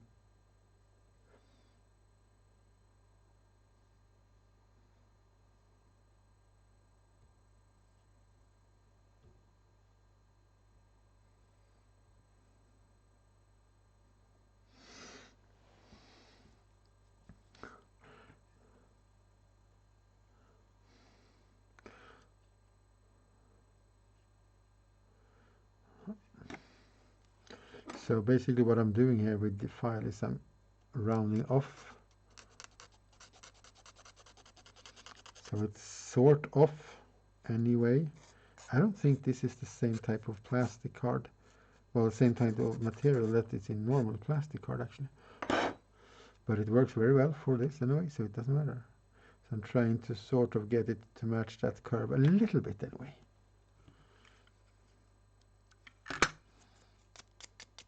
And then some sandpaper on the edges, so we get rid of all that fuzzy plastic material that's still stuck there.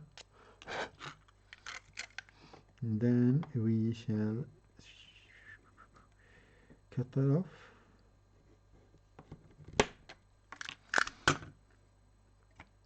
Do a second dry fit. 2 different sizes of eyes or cameras or lights or whatever they are going to actually be in the end.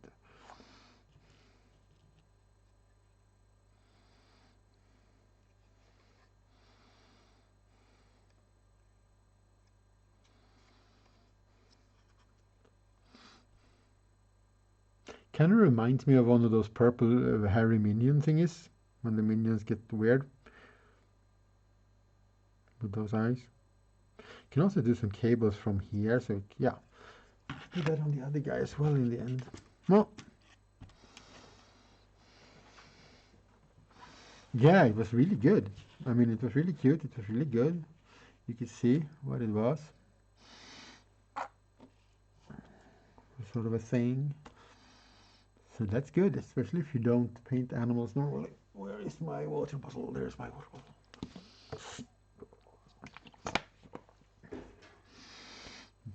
Yeah, thank you for sharing.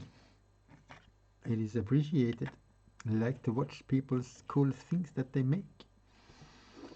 And also maybe spread the happiness to other people. Let's make the rivets for the teeth right away, so we're done with those. Just jumping a little bit all around here on this dude. But yeah, that means I have to do, because I want all the weapons to be a bit different. So if I'm gonna print them out, that's gonna be, well, I guess I have my weekend set except for doing laundry and taking out some trash and stuff. I also need to design some weapons for these guys.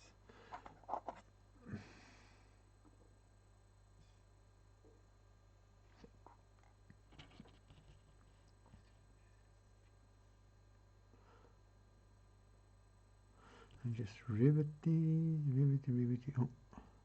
Oh, there's a bit of plastic in my water. That's not the plan.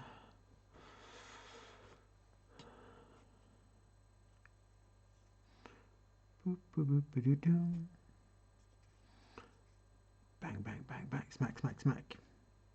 I'm just pretending that there's an orc riveting this, in case you wonder what the hell I'm doing with the noises.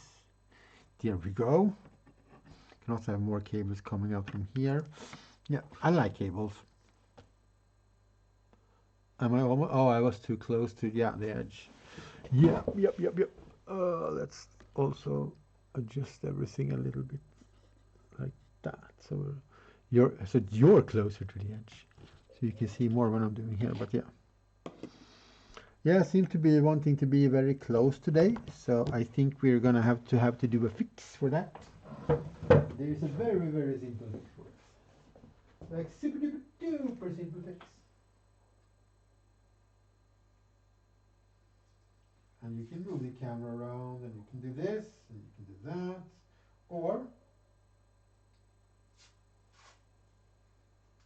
you can do what they do in theater and when they're shooting movies and stuff. And that's basically X marks the spot. So now I have a visual cue. Oh, sorry. And my visual cue is now not in the where it should be because I hit the actual table which holds the camera in the computer. Here we go. So now I know if I'm here, I'm going to be more or less in the middle. And you're going to be able to see things. What's going on? He looks a bit confused actually. What's going on? I'm a deaf dread now. I don't know. These weapons are going to go away because we're not building anything with those right now. We'll start with the bigger things. Oh, we need some of these joint thingies there. We might change those as well. We're going to use the same thing like we did last time. We're going to use some old spruce because recycling is what the cool kids are doing, or the smart kids, or the good kids, or not kids, everybody. Because these spruce have these nice little round bits on them right there. And that's what I'm after, the round bits.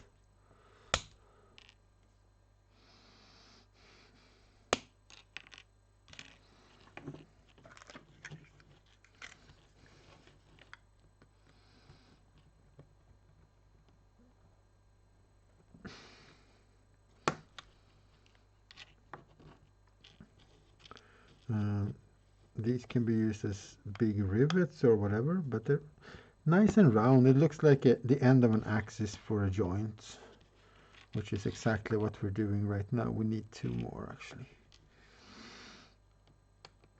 The joint that makes the legs bend in this case. Just all the small little things like that that will separate something from looking good and looking really good. Small details, like I'm having hatches on top of them, so there is actually a way for somebody to squeeze in there, even though it might be a tight fit because orcs are pretty big and brawny, but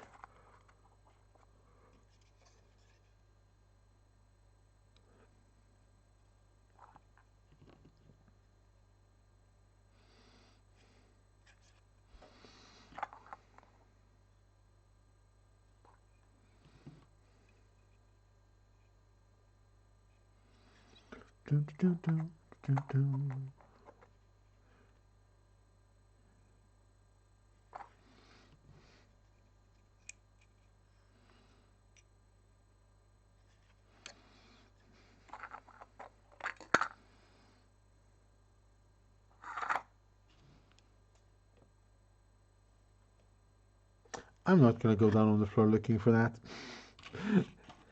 A gray thing on a floor that is bright and with dust on it, no. We'll just take this. That's the wrong knife. We'll cut off a new one, and we will use that.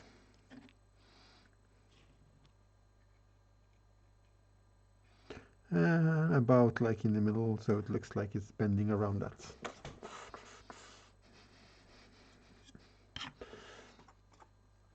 And then we'll want some sort of we'll wait with that. Gonna put some armor on here, but I might want to be able to access other parts as well. Oh. Okay, so this guy has rivets on here and all that. So we're gonna start by making some of these plates that the other guy has. Like on top here, there's like a plate with some rivets on, and there's like a plate here, just to not have these, because this big flat surface is like, just, no, it just doesn't look good.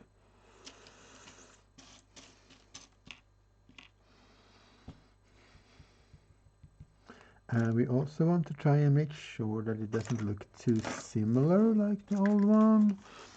So we'll make a bit of a box instead of just a flat hatch or plate. And I know I'm very at the edge of the camera. I'm just cutting off a piece here.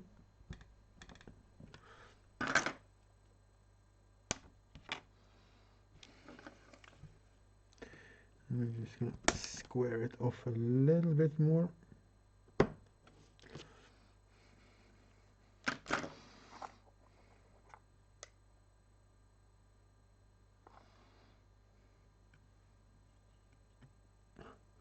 And let's try and glue it to the model instead of my finger.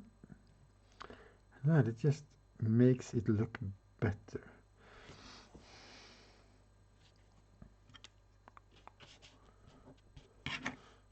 Okay, the tape is actually folded there, so let's cut that piece off because that's going to annoy the effing hell out of me.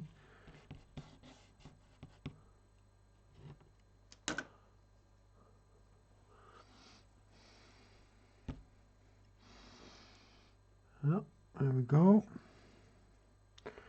And then we're into the most riveting part of it all, I suppose, with all the rivets.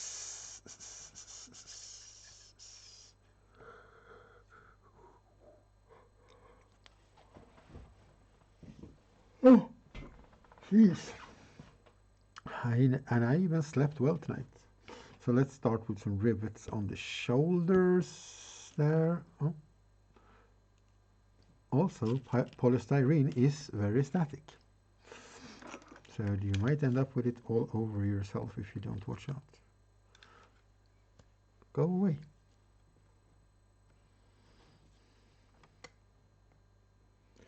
And these are for the shoulder, so they can be a bit bigger.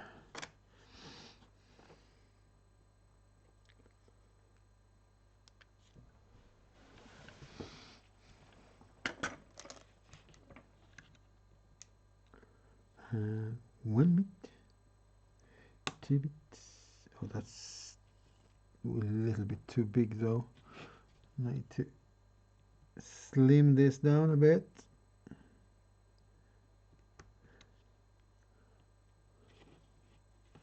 That looks a bit more right.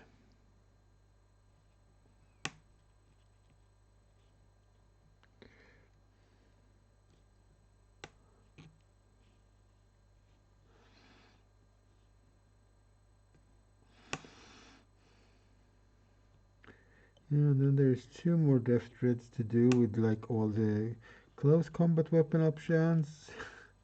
And then there's 5 more of this version that's gonna have shooting weapons as well. So yeah, there's 9 in the end actually. So yeah, there's 9 in the end.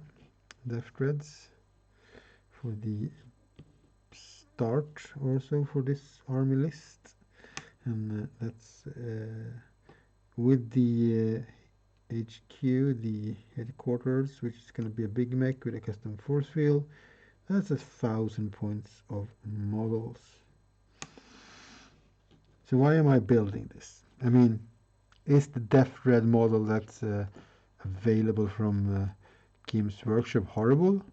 Hell no! It's an amazing kit, but it also costs like 400 crowns. So if I'm gonna buy 9 of those, that's a hell of a lot of money right now. And let me tell you, I don't have a hell of a lot of money right now. Because right now it's January, most people don't order things. Otherwise I do commission work, I do custom things, conversion, building, painting, miniatures and props. But right now it's really slow on that front. That's why I'm also keen on finishing up the grot tanks. This is the sort of beta test model. The tracks have been redesigned to be attached. So these are attached in like, yeah, here we go. That's why I redesigned them, because that's what happens. They're just tiny small bits of plastic glued together. So it's all a one big both wheels and the track is now a single piece, so it's going to be easier to put together. Because those I wanted to cast in resin and sell little kits of, because there are no official Games Workshop. There are Forge World models for grot tanks, which is basically Games Workshop anyway. But yeah, I'm just looking to make an alternative one, and those seems to be popular. People seem to like the design I have made so far. So we're hoping that that's gonna help out a bit. Otherwise, if somebody has a project in mind that they would like to have done, feel free to send me a message here on Twitch or on my Instagram or wherever I am available, like Facebook. I don't check Twitter very much, but you can send me messages there as well if you want to.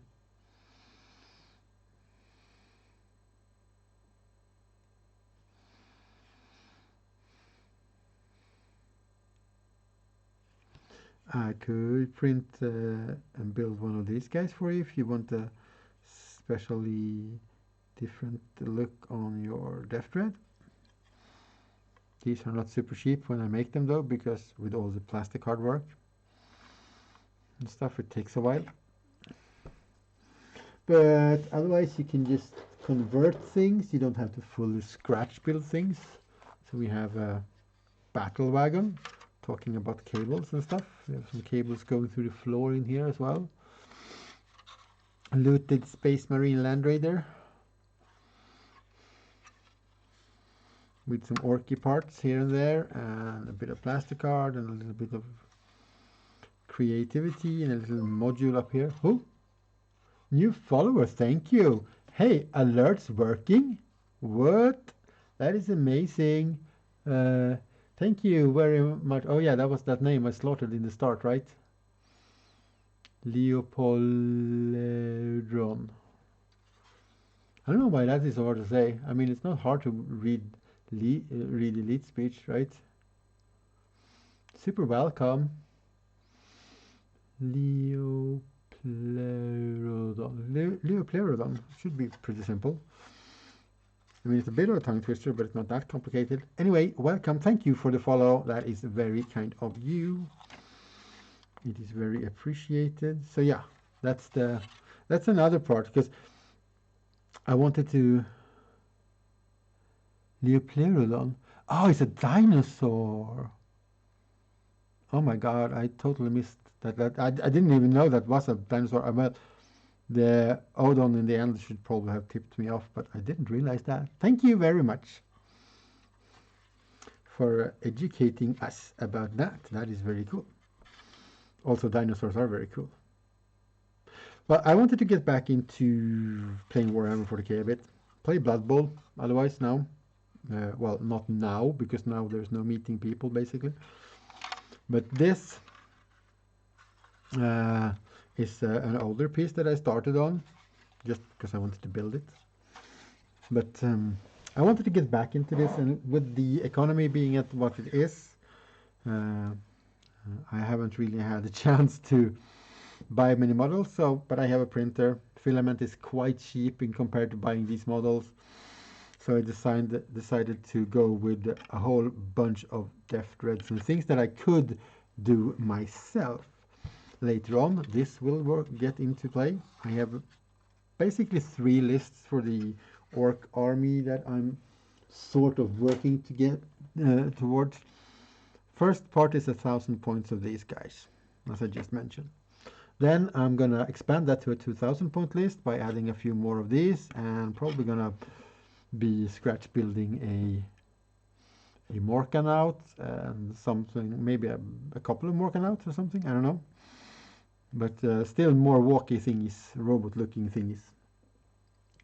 And that's going to be the first army. And then we have the grot army, which are basically all the different type of grot tanks with different type of weapons that they can have. And then I'm going to start to design some mech guns so I can have those, because those are also Gretchins or grots. And then, yeah, so any Gretchen unit that is not an actual Gretchen model, like mechanized units or cannons or artillery pieces. So kilocans, grot tanks, grot mega tanks, and so on is the second list. And the third list is what I always wanted to have, and that's a speed freak army. So bikes, buggies, really fast, swooshing around things. And I have stuff started for that as well by converting some of these. This is based on the plastic deff that came with the start box a bunch of years ago. They actually had an arm going up like this, and then they have these big rotor blades, like they're actually helicopters, they're deff. But their unit type is jet bike, so I wanted them to look jet bikey. So I took the blades from the propellers and put them as wings, part of them anyway. And I made a little bit of an engine bit back here. These are going to be printed, and then I'm gonna, yeah, as I'm done with it, start to paint them up. That's the third list, but that's gonna be the list that's furthest down the road, because I need this project is gonna need money, because I'm gonna need more boys. I'm gonna have to buy stuff, basically. So right now we are at the playing Warhammer on a budget if you own a 3D printer and has a roll or two of filament over to use. But let's just say I can buy a roll of filament that is a 1 kilo. I mean, this is not many grams of plastic in this guy. So I could buy one roll for half the price of buying an actual deff thread.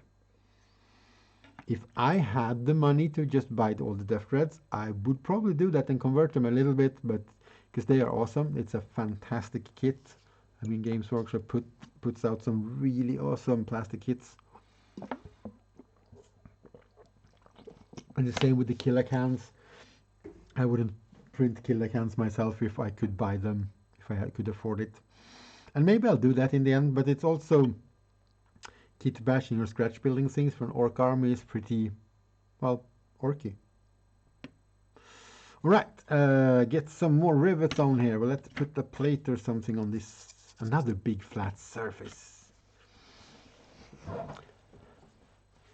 Leopleurodon. Okay, yeah, I'm gonna Leopleurodon.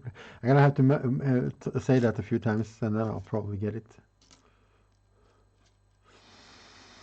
But good, now I know. Right, I have learned something today. And a day when you have learned something is never a totally wasted day. Though I'm also streaming and having fun and talking to you all people, and it's not gonna be a waste anyway for my sake. So it's gonna end up being a pretty good day at the end of the day. Well, it's a good day during the day as well, but you know what I mean. Okay, plate time. Break up this flat boring surface with a bit of armor plate or a hatch, maybe service hatch, to get into the stuff and things. And the thingamabobs and the stuff, basically. I don't know what's in here. Orcs build things weirdly. That's just how it is. So we're gonna call all the stuff a bit weirdly. Oh, this is a little bit bent, so it's gonna get a little bit like crooked in the corner. I like it. It looks like it's so let's not put a rivet in that corner. Let's put rivets in the other corners, and it's gonna be looking like it's gonna bend out a bit. I would like to put like rivets around all the edges, but that's also going to be a bit too much, but it also makes sense. Maybe that's what I need to do with this other guy as well on the legs, because I kind of want to do something for the legs. Oh yeah, you have these round things here. Those are not making any sense, because this is not a stiff axis that goes through here, because the legs can bend in and out. As you can see, they're angled, so that doesn't make sense. We'll put something else there. Let's let's see. Oh, should we just try and make some small rivets?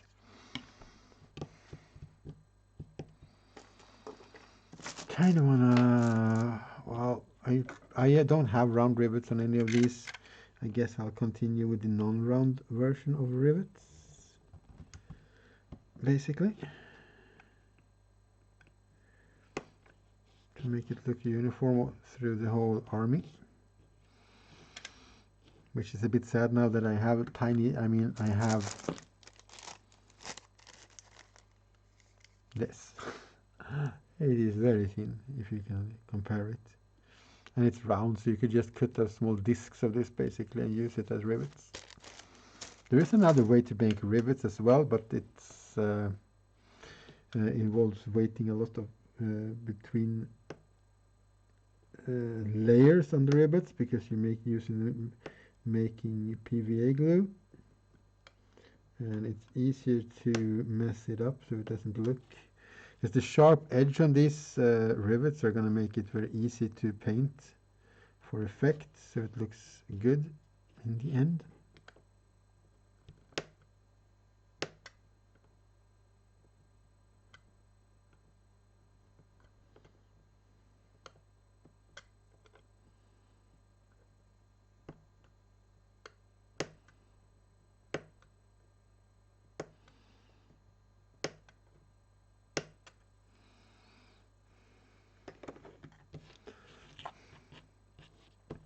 Tiny, tiny, tiny rivet bits. Some of them are super small.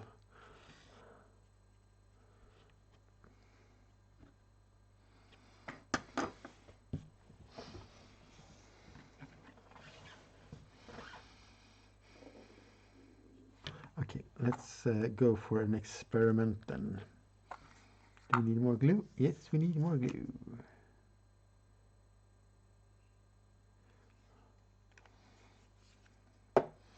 Also very nice to see that the alerts started to work. I don't know why they didn't work earlier. Maybe because I was streaming and logged in at the same time. I don't know how that works. Maybe there's some problem with the APIs or something.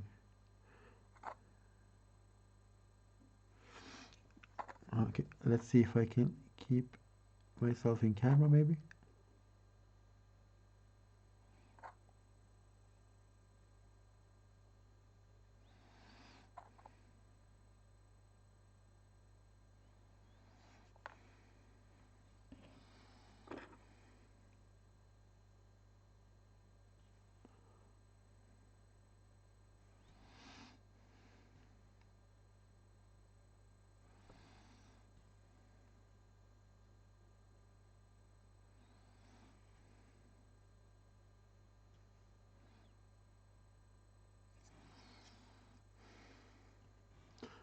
They're not very square though, so I'm not super happy with how they look.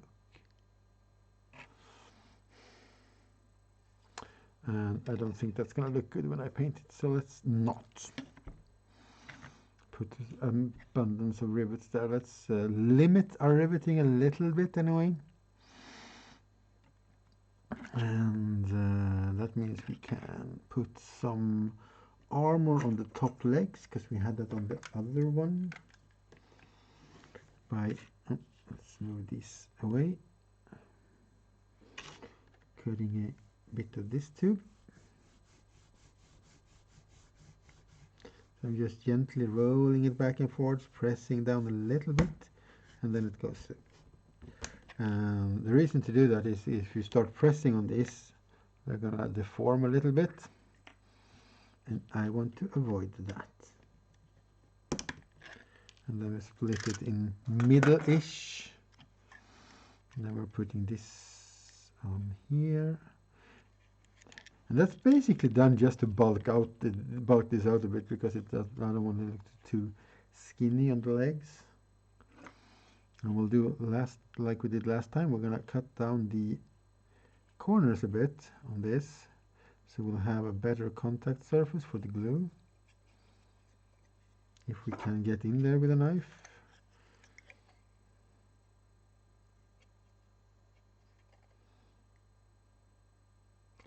I guess I could file it down But I'm just like cutting off this sharp edge a little bit so I can have a little bit of surface to glue on.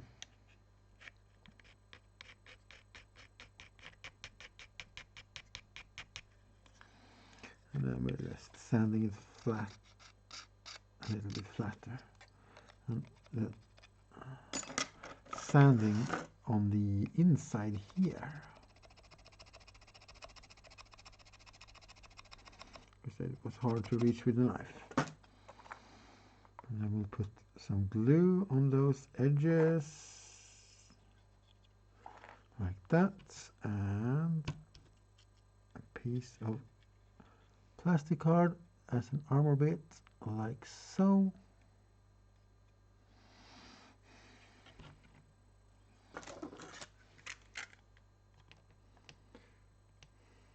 You're gonna see this because I think this is a bit too long.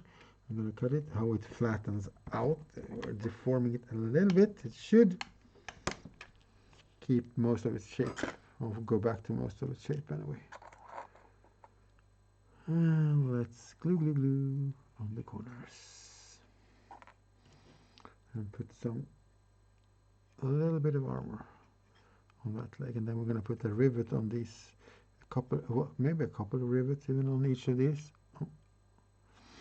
So they look like they're riveted in place on the leg and just not like sitting there for some magical reason.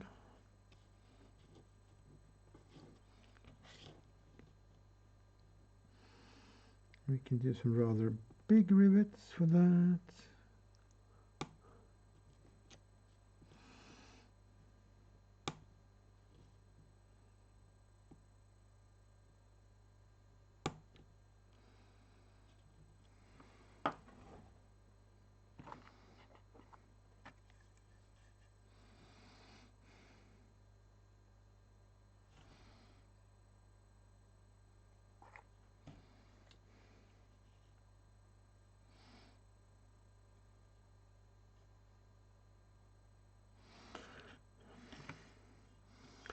Two tiny little rivets to hold the armor in place. Yeah, it works if you're an orc, I guess. Might be welded from the inside, who knows?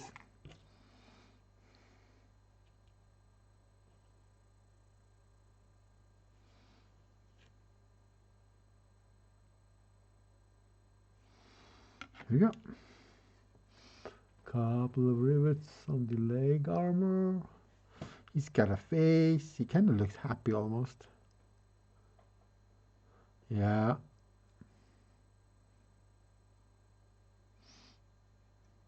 Wait. You using my emote?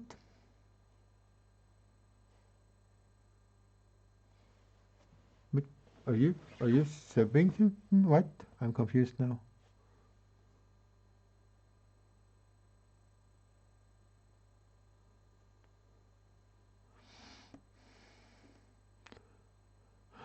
Oh, channel points, of course. I didn't think about the channel point thingy. Call. Yep. It's always had to clock somewhere. That's for sure. Okay, let's do the side rivets here because I liked it. Oh, this one has a panel line on the side. I like that as well. Could do some rivets in the corner back here then as well. It's such a, I know this, no, I'm not even gonna, it's so boring at this point, I'm not even gonna make a riveting yoke.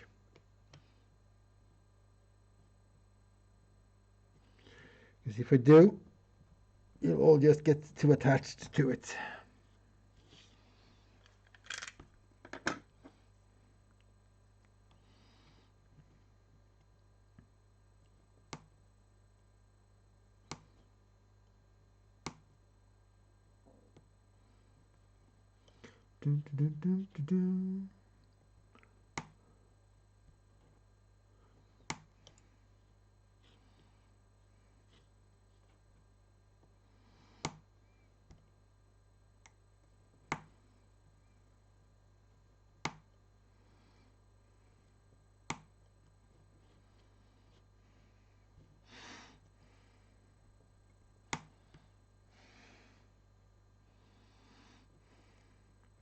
Yeah, I figured if somebody would laugh a little bit at that, it would be you. It would be you.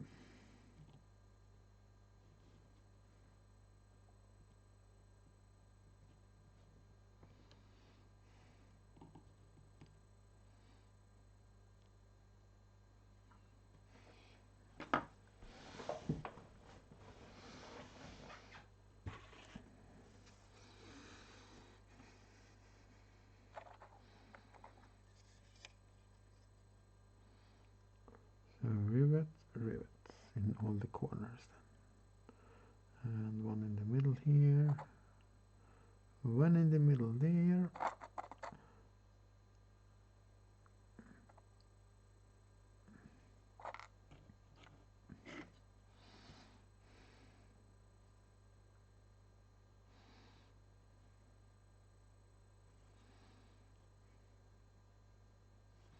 And the reason why I'm doing two so close to each other here is because, I don't know, can you see that?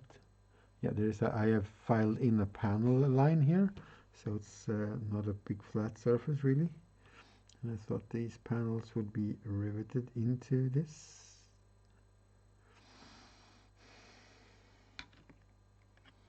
So what is a panel line? A panel line is the line between two, well, basically if you put two things together, and I mean these are pretty square now, but if they're just a little bit not square, you're going to get like a line, a gap, a small gap between there, which is going to show, and that's the panel line. And that's another way to break off big flat surfaces.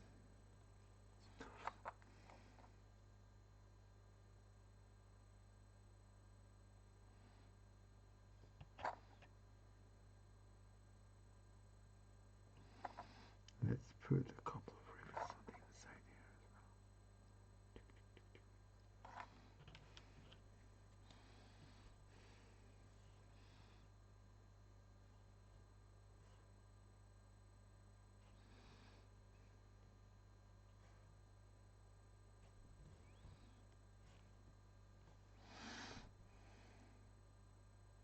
So used to sitting with things so close to myself, so I forget that I have a camera sometimes. But I did make an X, so I see that every now and then I go like, yeah, oh yeah, camera. So the X, it helps.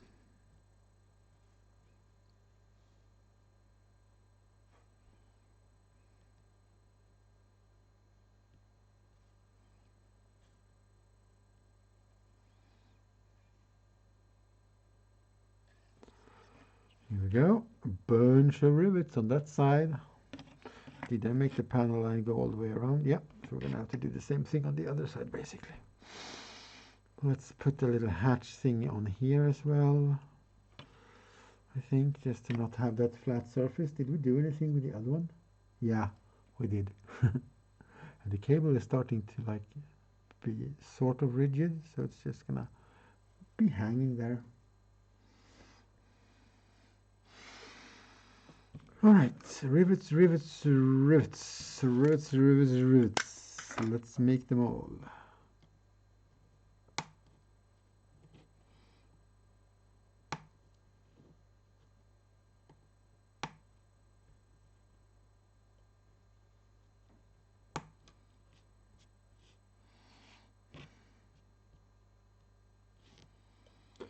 I'm just making sure that they don't shoot away by catching them with my finger.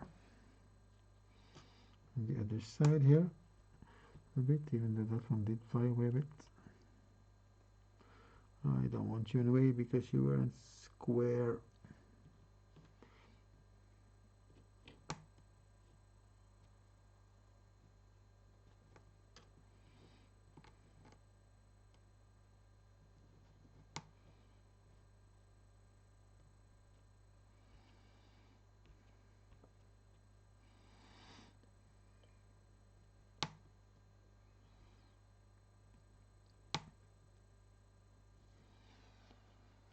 I think I might want a cup of tea. It's a little bit chilly in here actually. And I don't want to start the fan because it's just going to make a hell of a noise on the stream. I mean, it's not cold. but it's a bit chilly.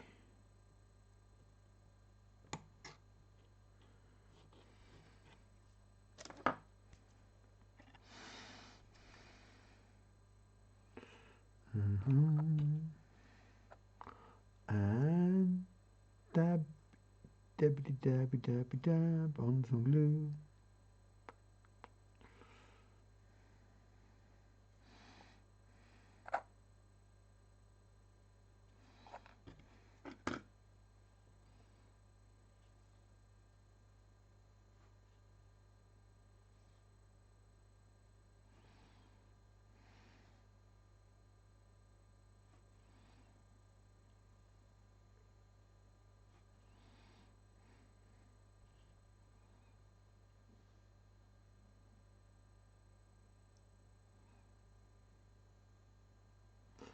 That one wasn't so square, but it doesn't really matter. I do like the more square one a little better though, but you know, sometimes an orc has to fail riveting things together prettily. Don't really think orcs care too much about pretty. I think they are more into the scary and functional, and if it comes down to it, functional, I guess.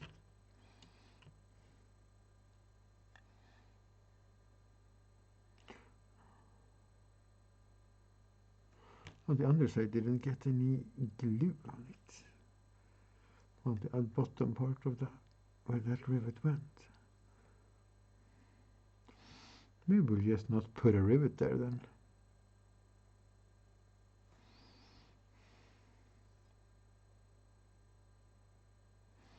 These are going to be super fun to paint though, with all the weathering and worn bits.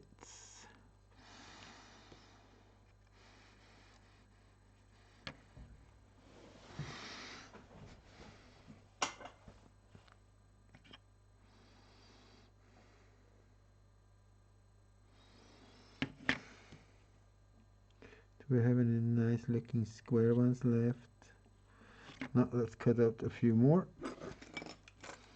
And this is just like the detailing stage. I'm wondering if I should try to stream designing some of this stuff at some point maybe. I don't know if people are interested in watching somebody click things in a CAD program or so, but maybe.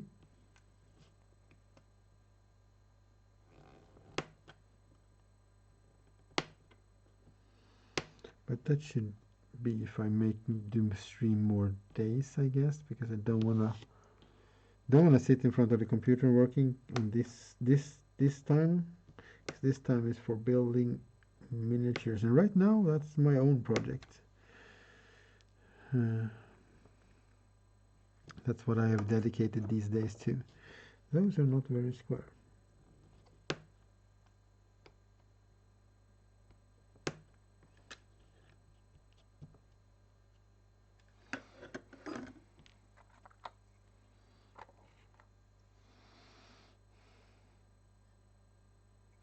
So I don't know, is there any interest? Does anybody care about watching somebody click things in Fusion 360 and making geometrical shapes and stuff?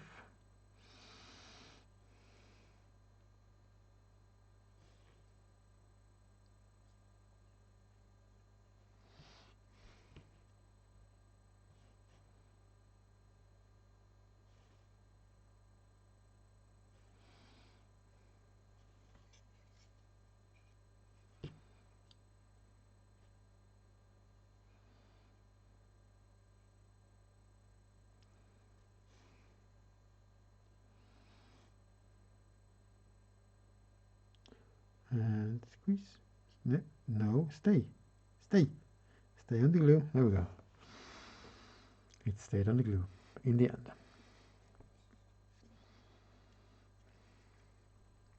This armor plate needs 3 rivets as well, because we're going to leave that corner open.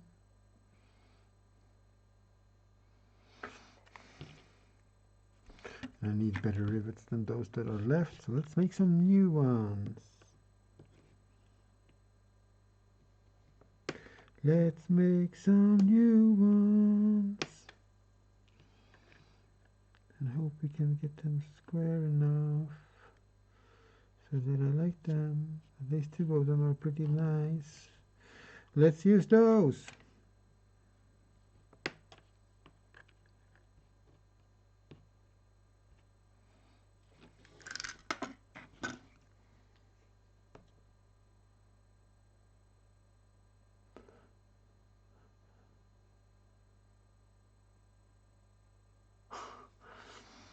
Yeah, because that will, oh, cry. Oh, wait, I didn't. Yeah, because I'm thinking that too. Is that, but then again, there's also people I'm guessing that could be interested in learning things about fusion a little bit. Not that I'm a super expert or anything in a lot of the things about fusion, but I do know my way around it fairly well. At least. A little hatch on the back part there.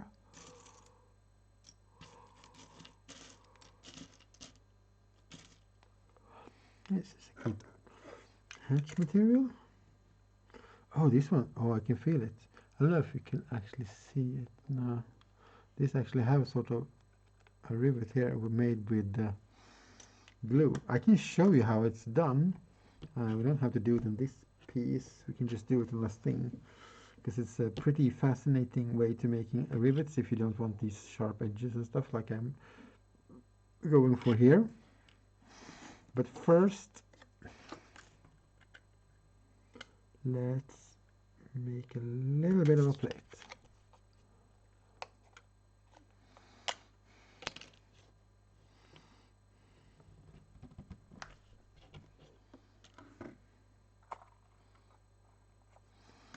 But yeah, anyway, doing fusion on stream would not be done on Saturdays. That's going to be a whole totally different stream day.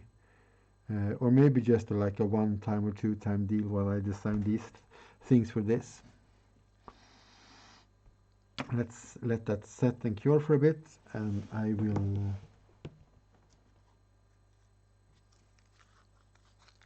can take this base and just quickly show. I just need to find all the things that I need. We need some PVA glue.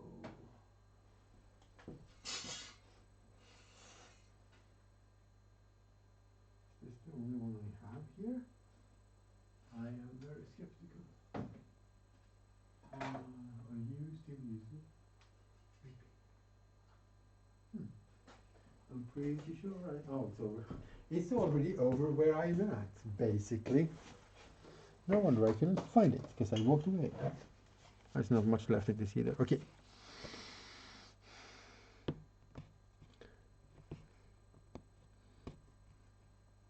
Can we remove this extra price sticker thingy so I can show off the glue? Yeah, that's gonna rip it off. Okay. Quick glue. This is a PVA glue. It's a white PVA glue, just like normal PVA glue. It is quicker to dry, and it's not super glue quick. So let's not have any illusions. It takes forever to dry still, but it's faster and it's a bit tackier and thicker. So what I like to do with this, if I can get it out of the bottle,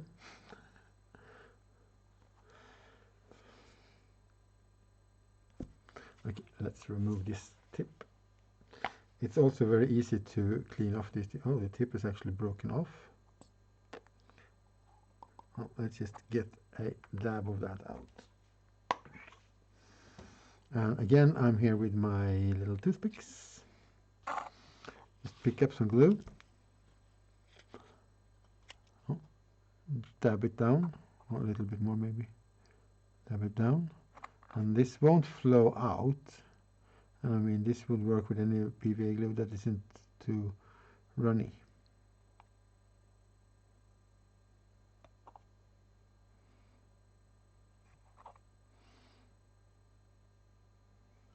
And once this has set a bit, you can go over them one more time so you get a nice high lump. But here you go, glued rivets. This will have to dry before you can model anything, because otherwise, if you keep going with the same model that you have done this to, you're inadvertently going to do this, and then you're going to put your hand there, and, well, then your rivets are screwed. But yeah, you can do it with just dabbing on a little bit of glue, like that. Ooh, there's a panel line on the back as well. Need rivets, 4 rivets there, 2 rivets there. Okay, so we need 6 rivets. More rivets!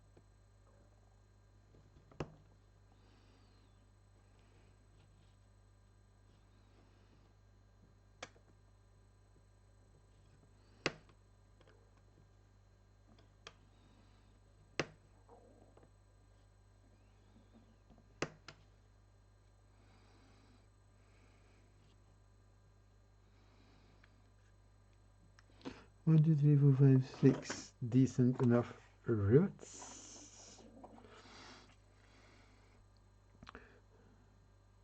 Now, so this stream time on Saturdays, 1 o'clock Central European time, will be, for the foreseeable future, be dedicated to Project Waaagh, the Orc Army, with the dreads coming through first, but also other miniature stuff,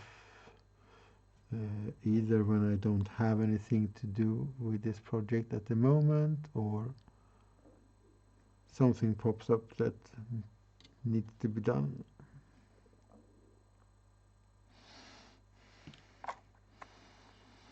So the plan is, if this works out, and if I can keep not only streaming but also keep being in the workshop a lot, depending on how much work I get in, I'm gonna start streaming other stuff too at other times, because I think it's a good way to spend my days, making things and streaming it and showing people what they can do and how you can do things, and hanging out with people. Basically, this corner doesn't have a rivet. Maybe I accidentally moved it because there is old glue there. And it's also a good way to showcase what you can do, and in some cases, which we have seen on my earlier streams, showing clients and getting input from clients while you are working on a project live. That is pretty invaluable, actually, because you can do that all over the world. You can go like, do you like this, or should I do something like this, or should I do something like this? And they go like, no, the first one is good. Okay, and we'll do that on all the things. You don't have to send pictures and wait for email replies. People can just watch you live doing the thing that they want you to do. Which is, oh my lord, I am so yawny today. Which is a really good thing. All right. Oh yeah, these arms are different. These aren't, gosh. You can see these arms are actually sticking out a bit on the backside just to fit the hydraulics. This one doesn't have that. So, ooh, that worked. That was exciting. And that worked. Whoa!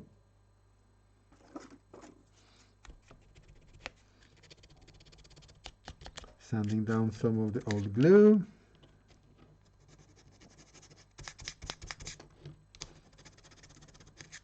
Because super glue doesn't like to be glued to super glue very much.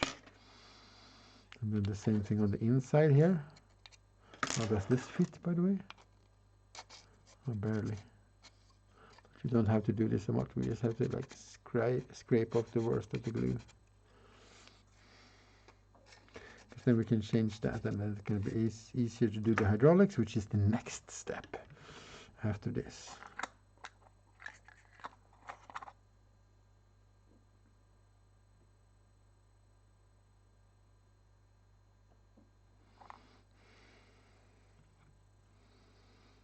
Oh, there's a lot of glue on the outside here. We do not need that, so we can actually try and scrape some of that off. There we go. So I want this, so it's going to go from having been mounted like that to being mounted like that, basically.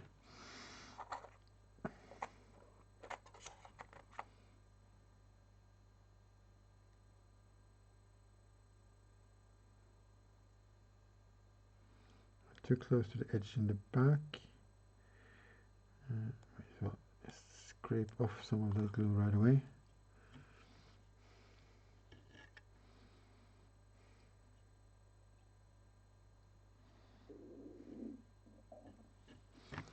Well, let that cure.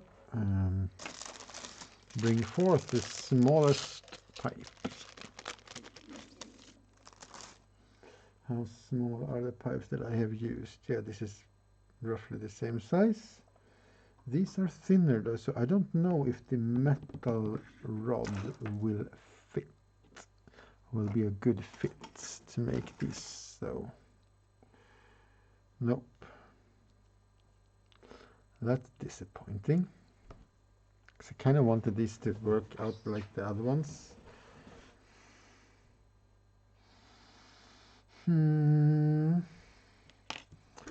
So what's the solve? The solve is to fill them up with a bit of green stuff, maybe?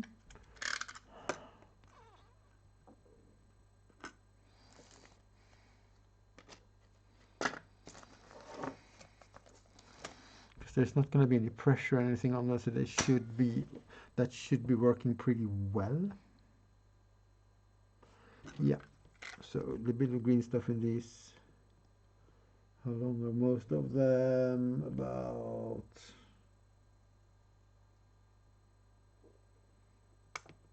there.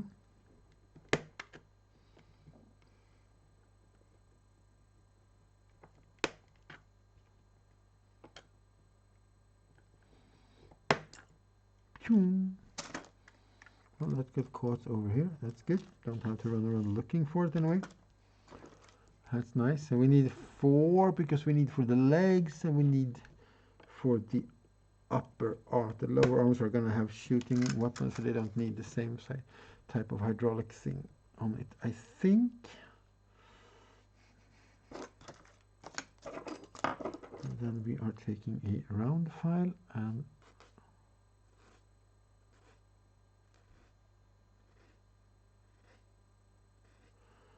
making a rounded groove and the back of this.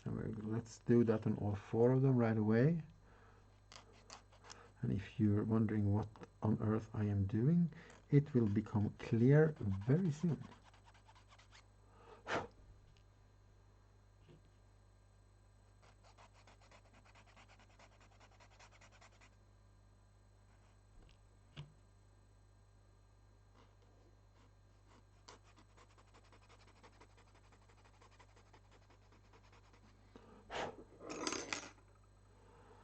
And then we need a little piece of sandpaper just to remove the burry plastic part from the outside, so it doesn't get in the way and look weird.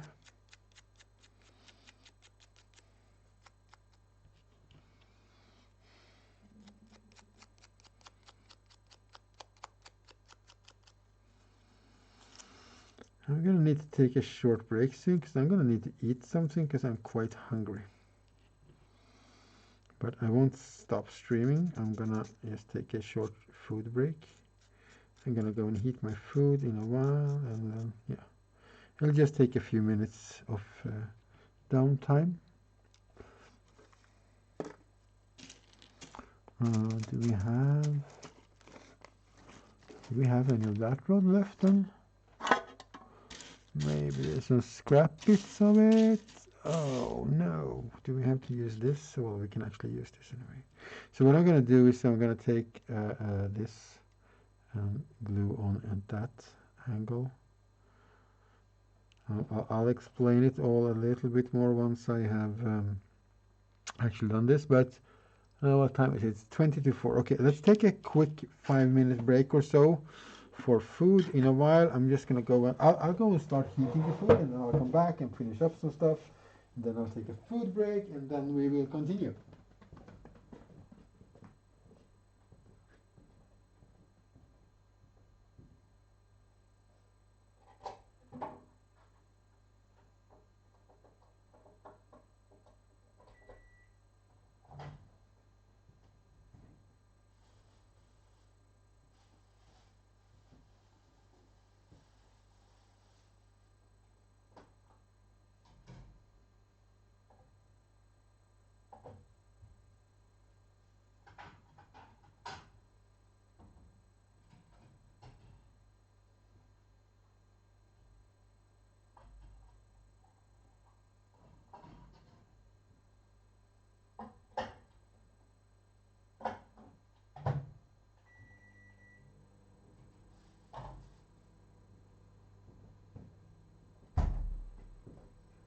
Okie dokie.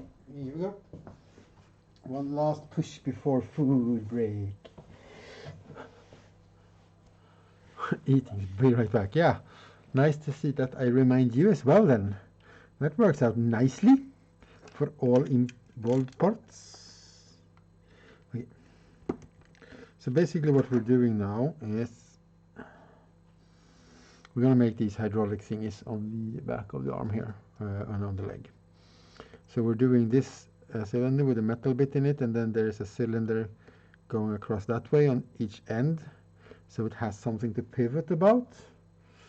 I guess we can do a show and tell of that little thingy later as well, like we did last week, for those who wasn't around. Do a quick hydraulics explanation, basically. Yeah, and for those of you who were here last week, I did fix the thing that I showed off last week. So we need double the amount of these small things, because it's going to be one in each end. So we need 8 of these, but we're doing 4 first because we're gluing them on the back side, which we sanded down, and which is of course the reason why we sanded this down, so you don't have to try and glue a cylinder to a flat surface. So now it's going to fit in pretty perfectly there. And then we'll fill some green stuff at the bottom, and then yeah.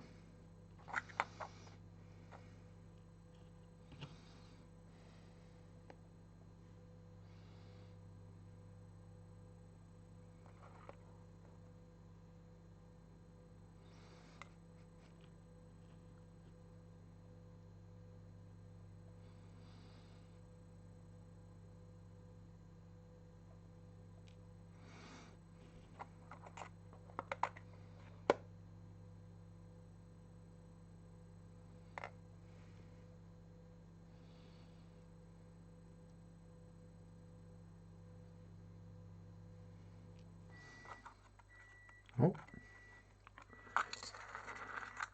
perfect timing. Gluing down the last little thing.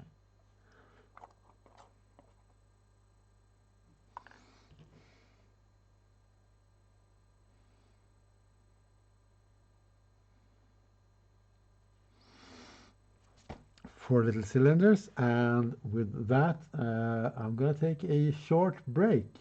I will see you soon.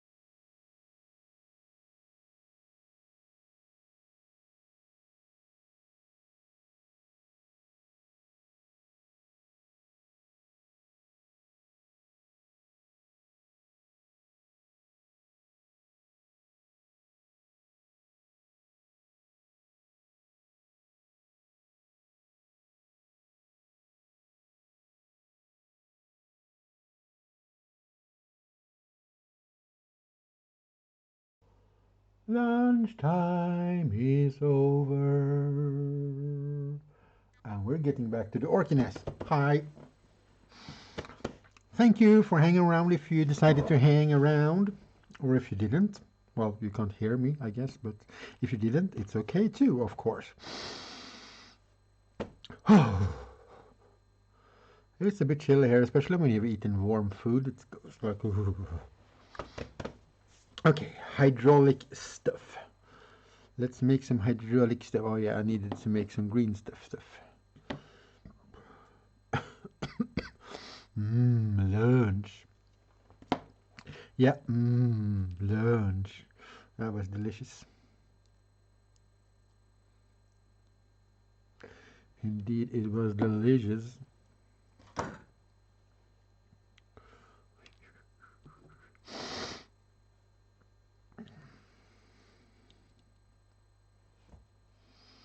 Ba, ba, ba, ba.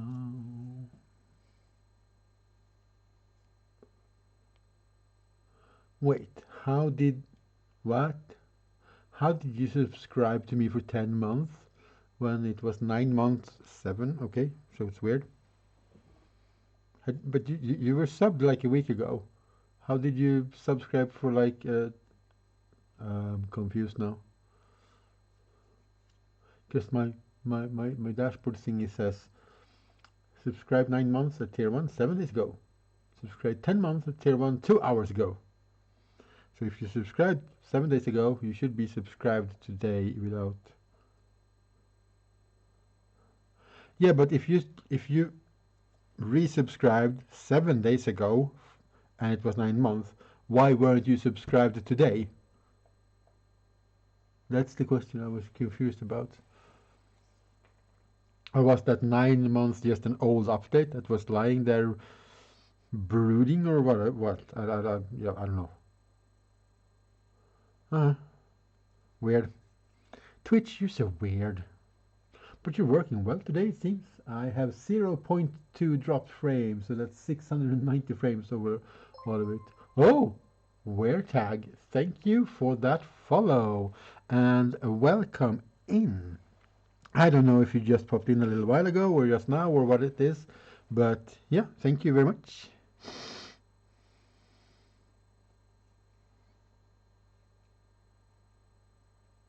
Oh, next time you're in chat. Of course it does. That's how it works. Yeah.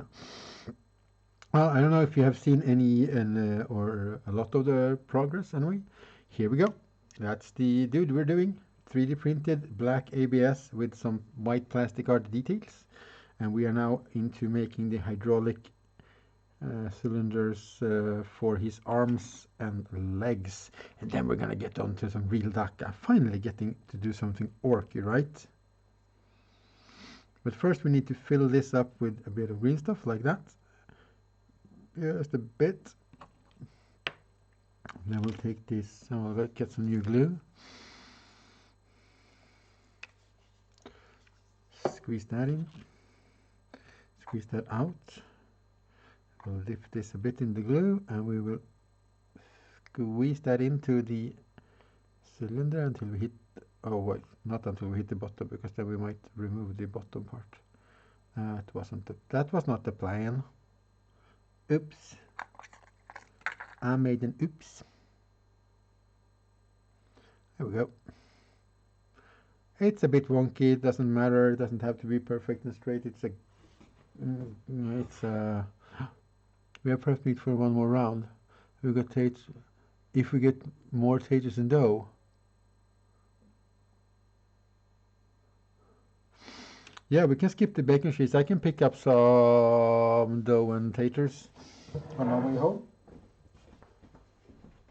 I need my bigger clippers. Clip, clip, clip, clip, clip. Because this metal thread is hard as I don't know what, without making a curse word, and we don't have to do that. That's just unnecessary. So here we go. One. Oh gosh, why don't I have, I was so certain I was gonna have some of the, oh wait, is that it? No, that's the thinner one. I don't have any more of the thicker one, I think. Or do I? Is that it? Oh yeah, good. Because I am not a fan of, well, back here I don't care if this is a tube, but down here where this cylinder is going to go, I would like to have it solid.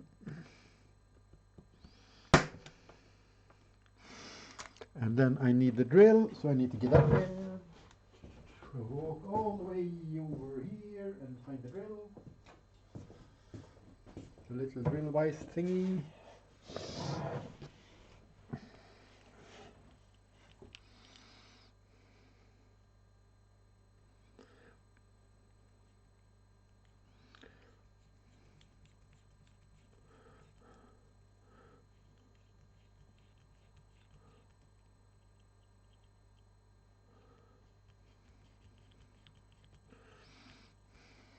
We could make some really thin hoses maybe for the hydraulics and do, because I kind of want the hoses for the hydraulics just because I can do one for each hydraulic, I guess. Yeah. But I can put on green stuff hoses after I painted it, and then I can just brush on some primer on the green stuff, and then I can, yeah, that's gonna be how it's gonna work out, I think.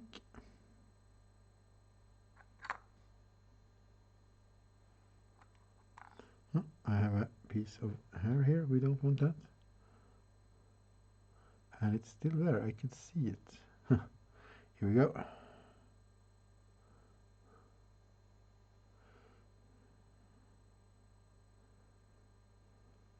Oh yeah, maybe I should have cut this off before gluing it in place.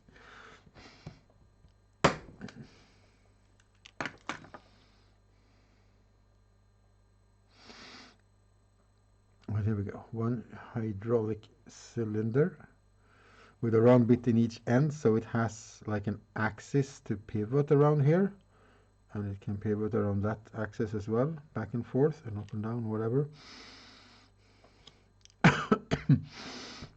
If I had more of this, I could make the whole cylinders of this, but I don't.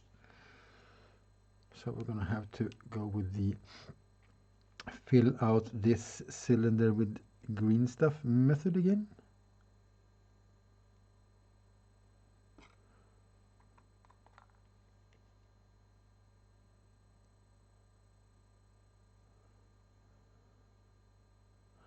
Like so. And we're cutting this off. I will extra lurk now. Oh, whoa. Well, I don't know. Lurking is not necessary. Okay, yeah. Sounds good. I don't know what extra lurking is, but you go ahead. Lurk on. Keep on lurking in the free world. I don't know. Oh, when we're drilling this is a bit tricky because it's on the rounded part of a cylinder. So until the drill starts to bite, you want to go with very, very little pressure. And go very slowly. Because if this slips and you are having a lot of pressure on this hand here, going this way, you're going to jam a drill bit into your finger, and I'm pretty sure that's going to hurt. I am very sure because I have done it. So let's not.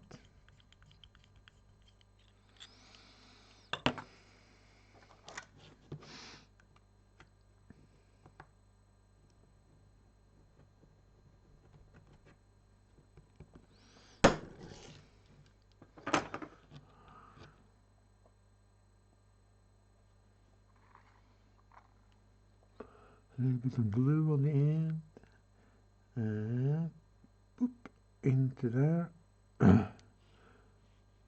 We have two cylinders. One is very wonky, but it doesn't matter when it comes to the orkiness.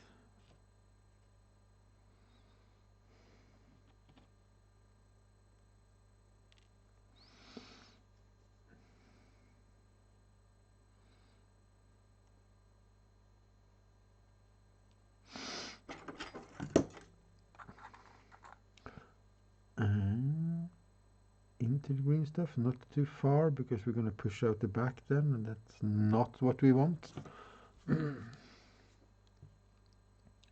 And snip. And we might want to straighten that out of it.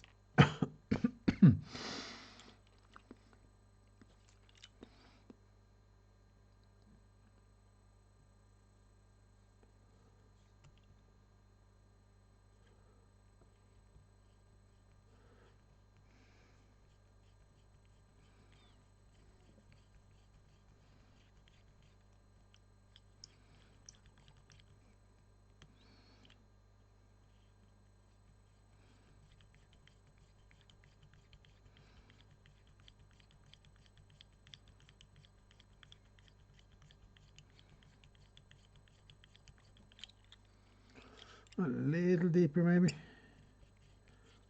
Ah, that's good enough. Got some plastic stuck in there. There we go. And cutting off the next one.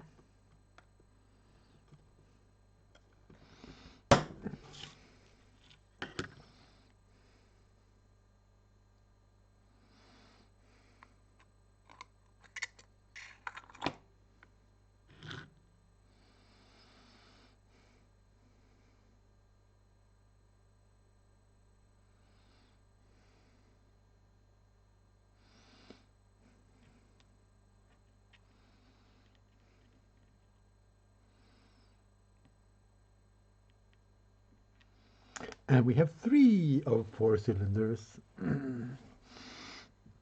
So let's do the last one.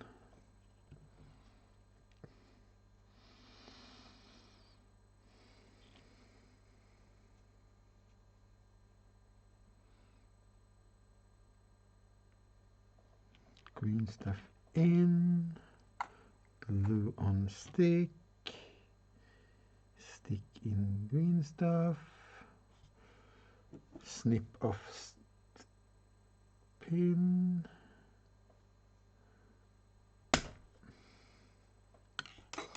this is also the only deff thread that's going to look exactly like this with the legs, because this is the first prototype and it actually can't pivot around his hips, basically around that, but the newer model can, so it's more dynamically poseable. So this is the only one that's going to be this monopose almost with his leg. I mean, I guess I could put something else on some of the others in the same position, but this one is sort of defaulting and can't really do anything about it.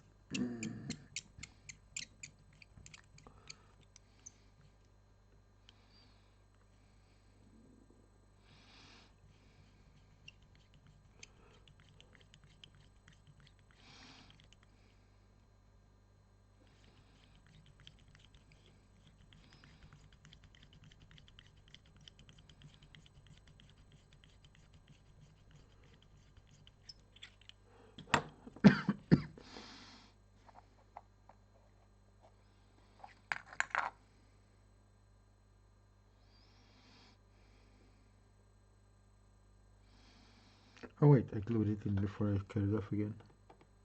That's not the plan, Pixel.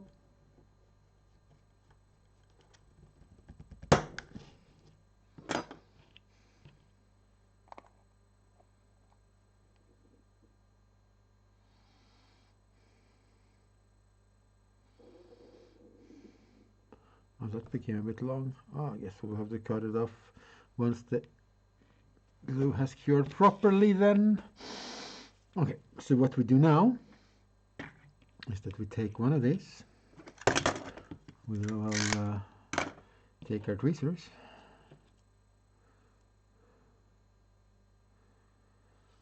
Actually, we will put on some glue, extra glue here first on the little glue pellet, so we have enough glue for this.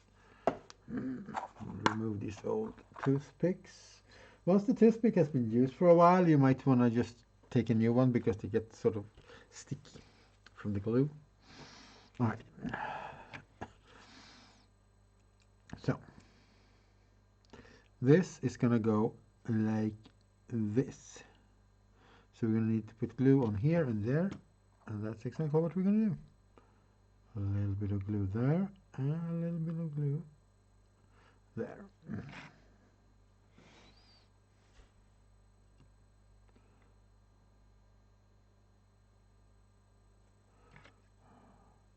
Just making sure it's slightly aligned like that. Here we go. Then we're going to take some flat pieces of plastic and put like from here and going this way. You can see the difference between the two.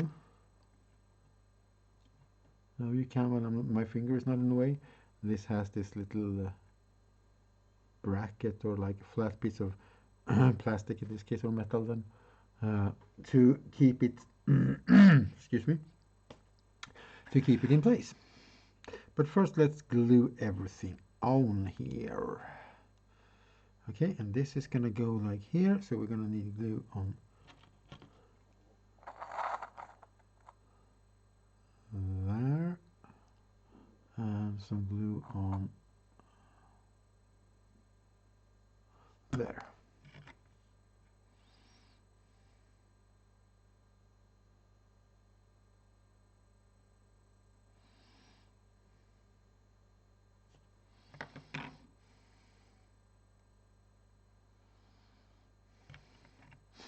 And we'll do the same thing for the legs. We're not going to do anything for the lower arms, which just have these little balls right now, because that's where the machine guns are going to go, the big shooters.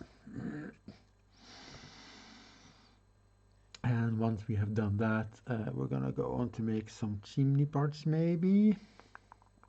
Well, there's a bit of work to do to get these look attached as well first, but you know.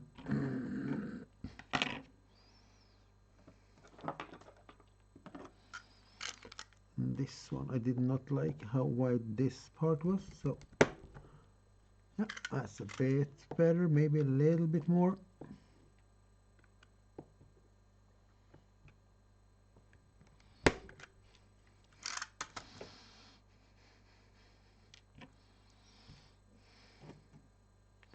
And then these are gonna go on here. Ooh, they're very... No, that's gonna work out fine. Yeah. I thought they looked a little bit long, and maybe they are, but we don't really need to bother too much about that.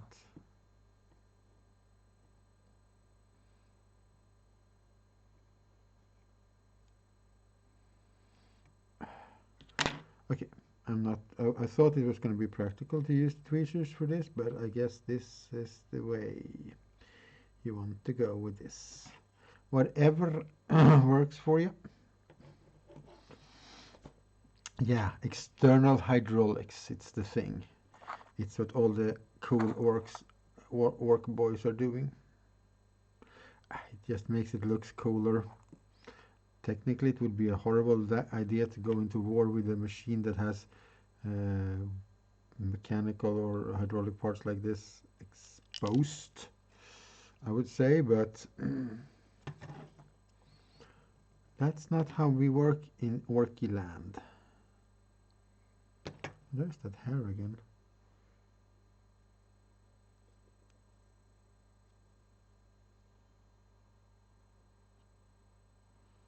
Just got stuck in some glue. I'll have to cut that off later then.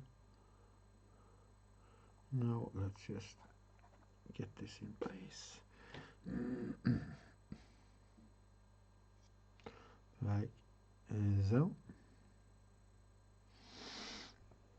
And he now technically can move his legs a bit. Well, almost. We need to actually make some brackets to attach those hydraulics with first. And we're going to do that by simply taking a piece of flat plastic card. Oh yeah, those arms, that's different, yeah. And we're going to basically cut these square. Not quite square, but almost. 2 for each arm to begin with. We're gonna cut off the corners on one side, just so they don't look so super square and boring. All about what the human looking at them is perceiving, like when we're watching it. And then we will slather on some glue on this part and on this part. Take one of these and, oops, not that way.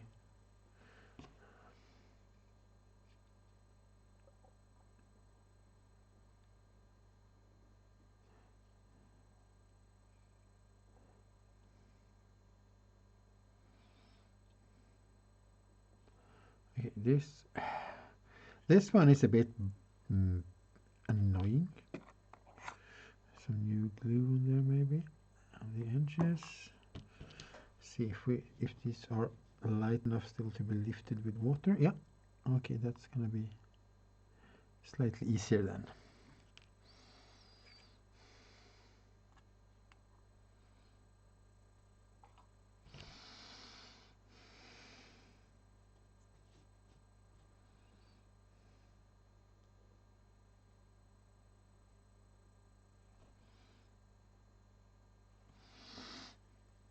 Let's see, I don't know, it's so bright with the white, but yeah, we now have a piece of flat plastic on each side of this little part, and we're going to put some rivets on here, or like more likely an axis actually, so that's going all the way through like that, and that means when this moves, yeah.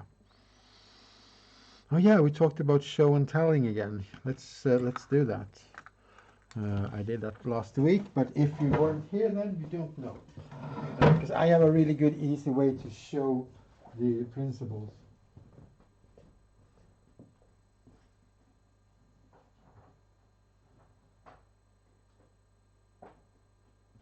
To show off the principle of this hydraulic thing. And for those of you that were here last week, yeah, I fixed this now.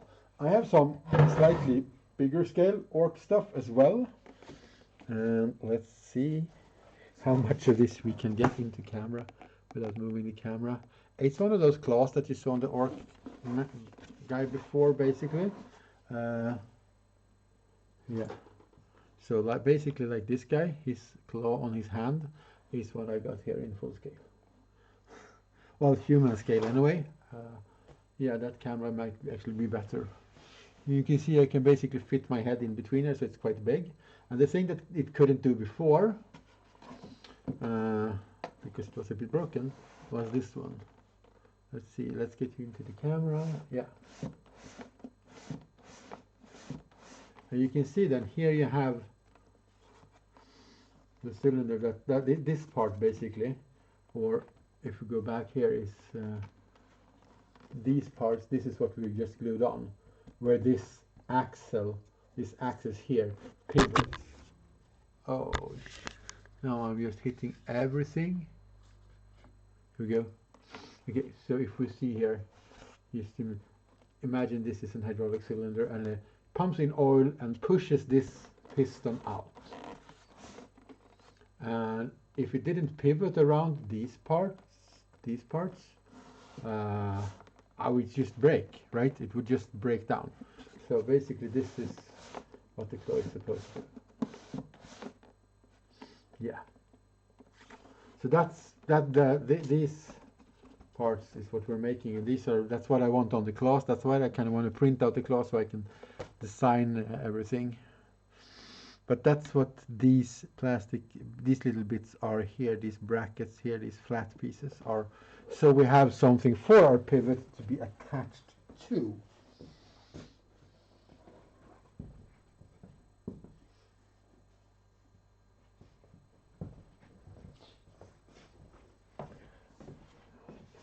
So that's what I'm talking about. I don't know. That's what we're doing. The ones that go on down here, however, are a bit longer because the cylinder here is about as wide as the actual arm, which means we need to. This is a little bit wider. Doesn't really worry me too much. You're just gonna look a bit tilted, but you know, as I have said more than once, work stuff don't have to be perfect in that sense.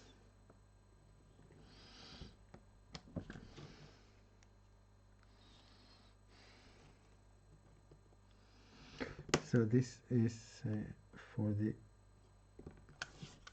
bottom arm then, and they are, as I said, longer because they are not going down to the arm, they're actually overlapping a bit.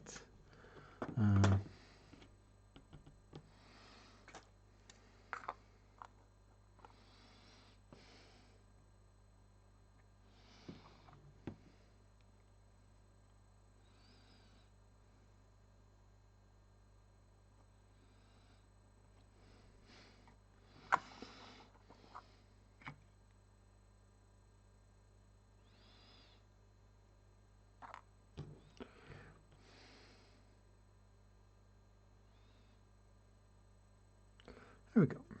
And we'll do the same thing on the other side, and then we'll do the same thing on the leg. And we're gonna, yeah, went a bit faster with this, but then again we had sort of an idea when we started today, because we have already done one. So the first one usually takes a bit longer, and then it's just like whoosh. No, it isn't, but it's faster anyway.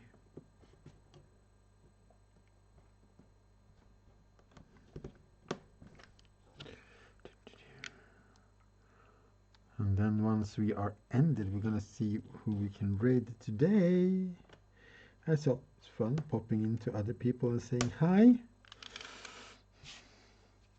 But that's for later. It's nothing we really need to. Oh wait, those should be more square. Nothing we should be worrying need to be worrying about a lot right now.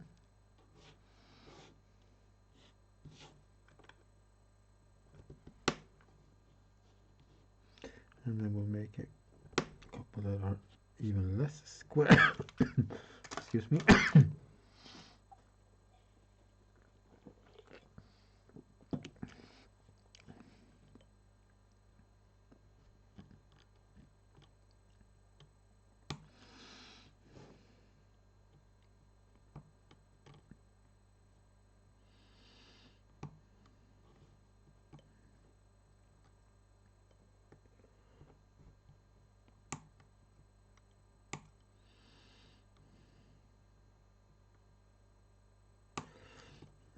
Just cutting off the edges a little bit. Well, actually not the edges, the corners.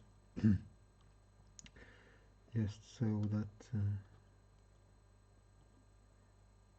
it doesn't look so square and boring. Okay, those two go on the back. Well, yeah, on the upper arm part. Like that.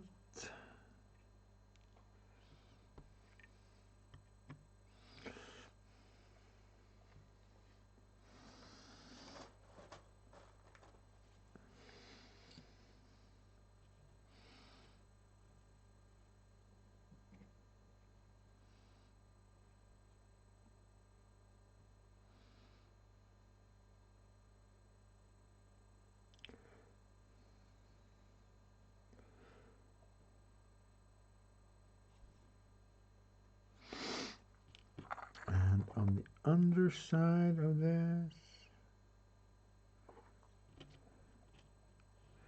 they are all non-square like. Let's square this one off a bit more.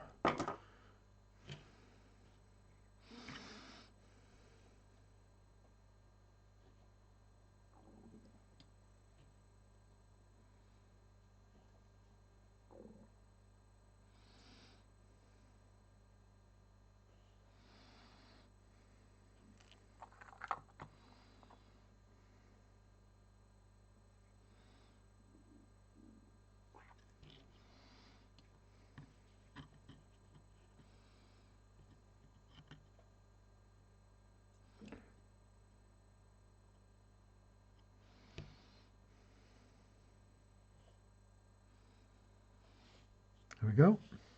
Second arm done. with that, we're gonna put some like, it's gonna be like looking like the rivets, but so it looks like there's an axle going straight through there, and making the pivot look more natural.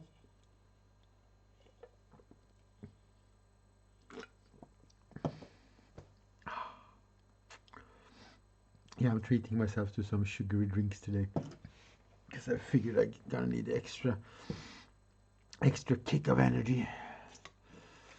And you know what? I think that was a wise decision in this case. Otherwise, I'm trying to cut down my sugar consumption.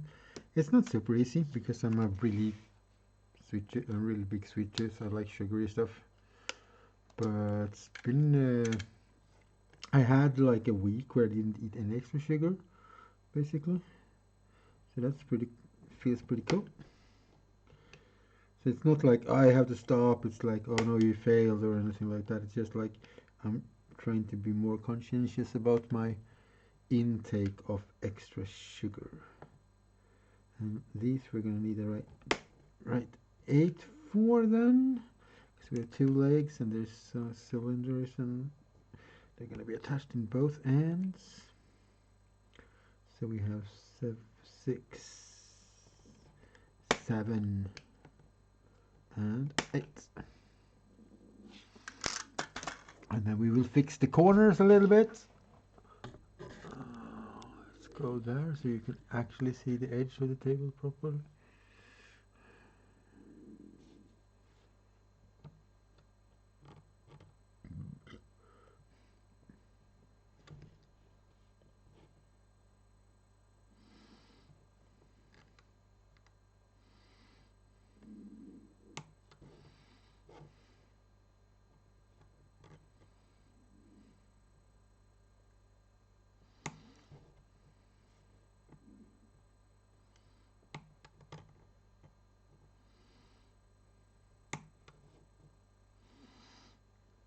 Snipping off the corners, making them look a little bit less squared. I don't know if more squared would actually look more orky, to be honest, though, because they would just take a metal bit and put there. I don't think they would care if it was squared off or not, round or whatever. You probably do like different on different hinges, but the problem with that is it's gonna look really wonky to the human eye, and we are humans who observe these things, and I'm not sure it's gonna work out good for a model.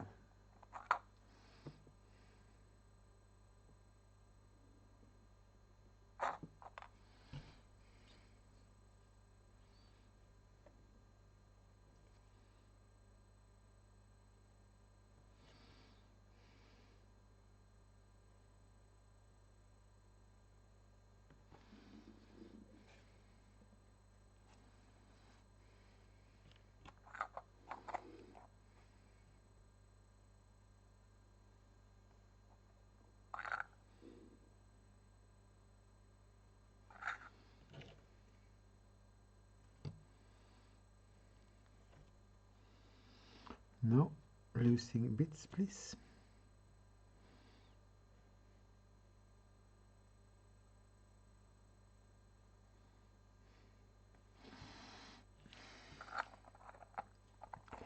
I think this glue needs to be replaced, maybe. It's starting to get a little bit too tacky.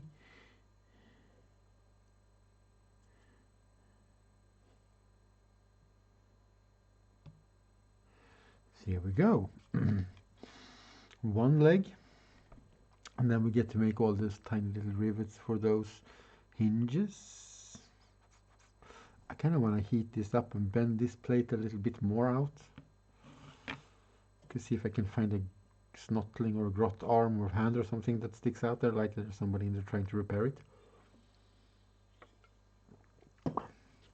But that might also have to wait for another version, for the next one I'm going to put together.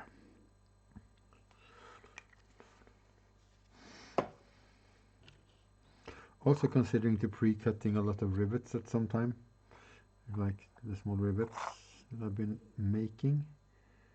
Yes, so you can have like a little box with them and go like beep, beep, beep, beep, beep, beep, beep. Speed this process along a little bit. And just cut a few on stream just to show what I'm doing, how I'm doing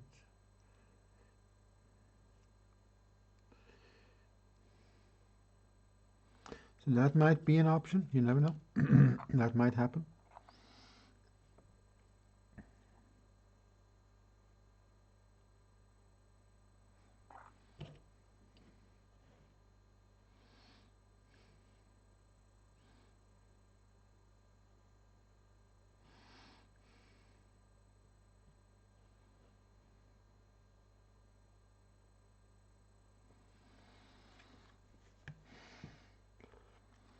And now that's attached to all of them. So that's 1, 2, 3, 4 per cylinder. So that's 4 times 4. So that's 4, 8, that's 16 little riveter things we need then.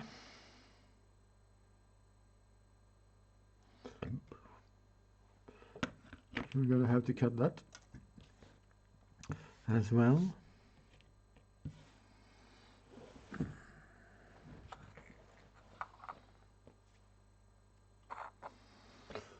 Oh, stretch. So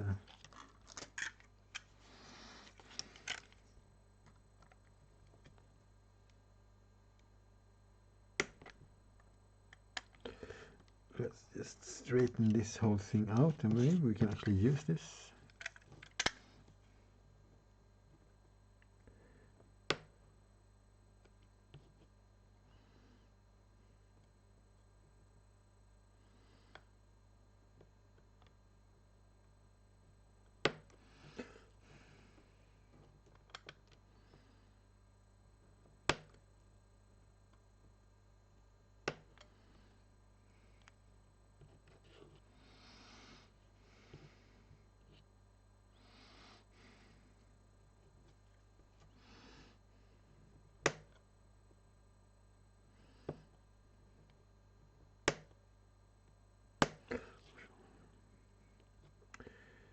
Some of them are a little bit big actually. But let's just cut out a bunch of them and we'll just use the ones that we can and or want to.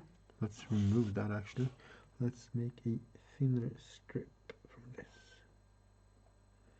Oh wait, didn't I get thin flat strips in this as well? Or just oh, they're way too big. Okay. I was hoping, but nope. That's a bit too small. Or is it? Can this be used? No, that's too small. I should get a ruler. I know. I should get a ruler, but I don't.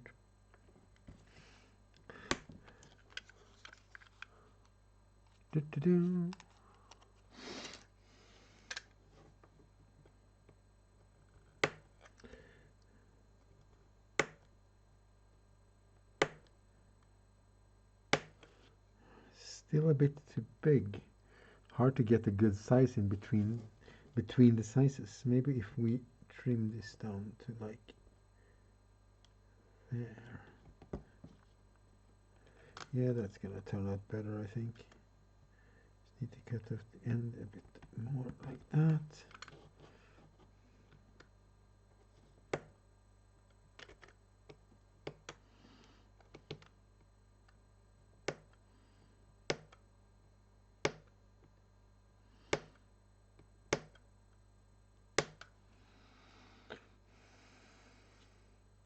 Here we go, some variety in the sizes. Mostly the ones some that are smaller, which I really like for this because it's tiny place. We're gonna put them like here and there, so we don't want it to be too big.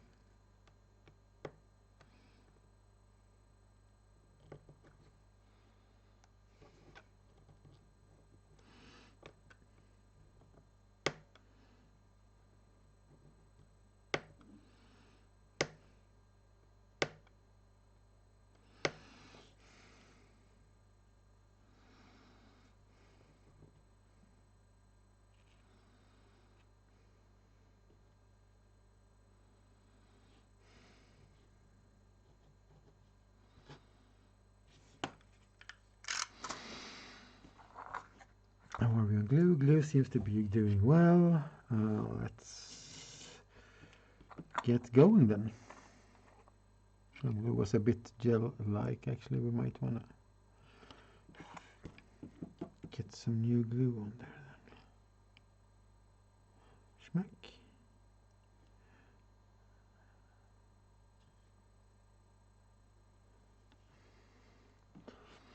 And then on the underside, because the glue seemed to be working anyway, so let's keep going with that. And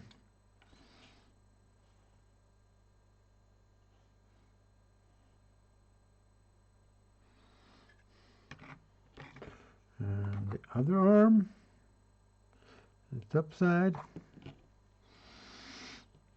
But that means I'm gonna be, I should probably print out a whole new thread as well to have a third one going. And I will make some weapon choices for them.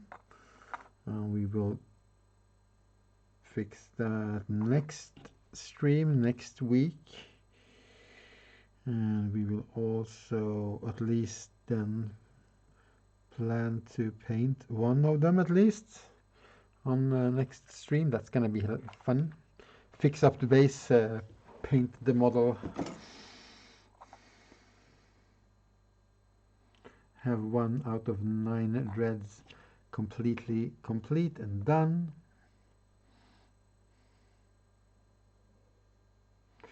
Can be interesting for people popping into the stream as well to see, like, this is, oh, this is where we're going, this is how it's gonna look when it's done. So it's a very low model count army. Yes, it's 10 models at 1,000 points. But these things are fairly tough for what they are and what they do. So, yeah. And with the right stratagems and things, you should be able to make some fun stuff. Hero! Okay, I need to check that. What is that emote? Oh, just a PogChamp. I couldn't even hardly see it. I need to bring another screen so I can have an extra screen. I need to talk to my contacts about it. See if he can maybe see if they are getting rid of some old screens or something.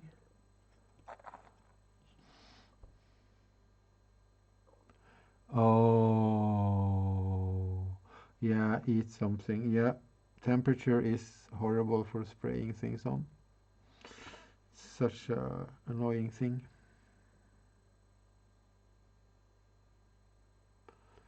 I hope it will turn out well, but yeah, eat something. Food is important. I support this eating thing. Maybe because I just kind of ate.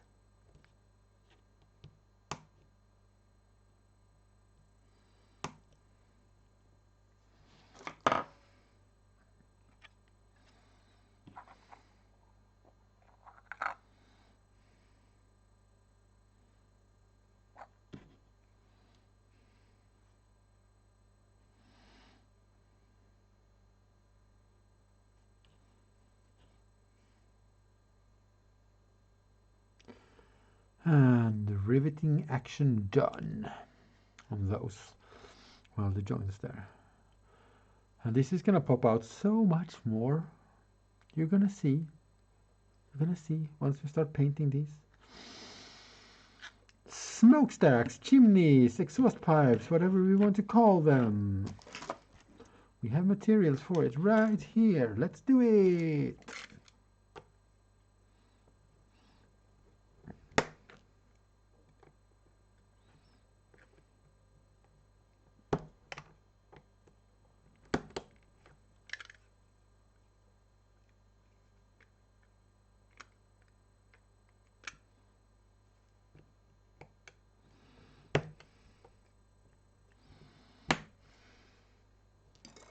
Food, food, food, food, food, food is good.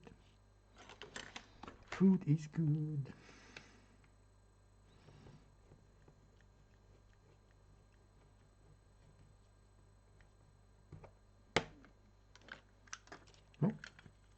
I missed my mark there a little bit. There we go. Glue, glue, glue, glue, glue.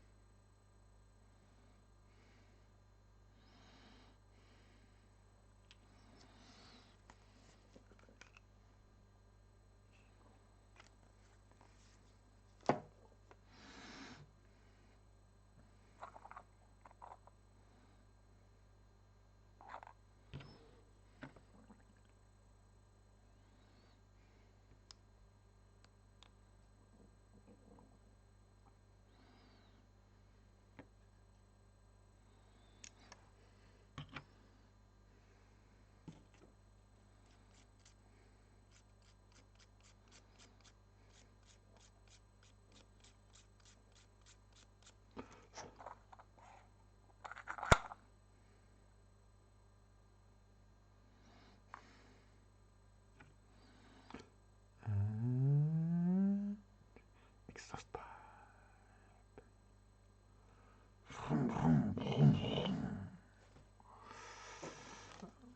I'm guessing they are quite a lot louder than that because orcs, but let's not be that loud maybe.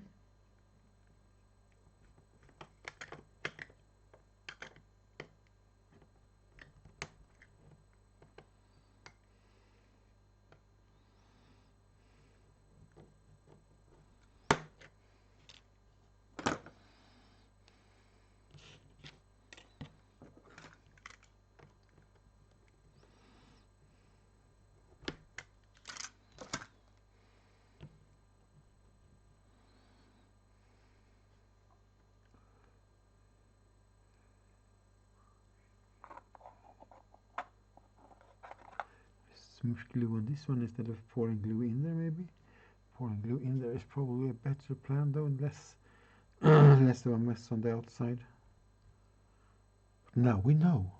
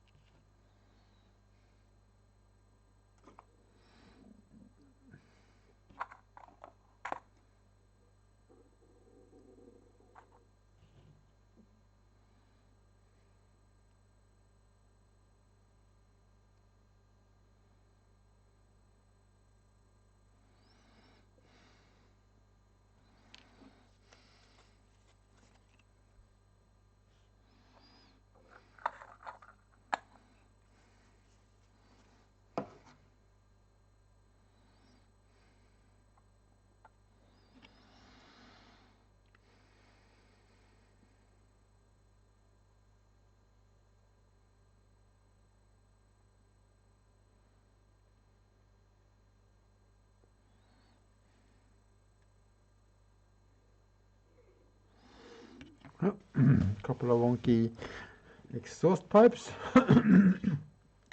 We had 3 on the first, so let's do 2 on this one just to be different, because that's how I roll or something.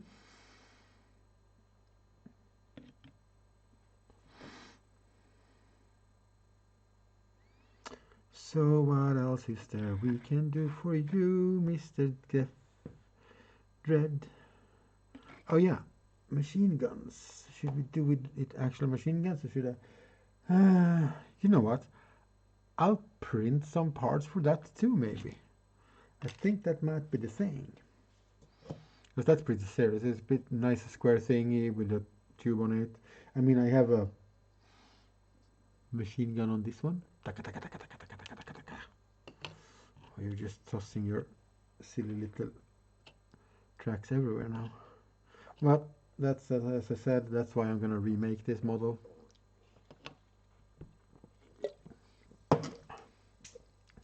Well, I have remade it, the tracks and everything,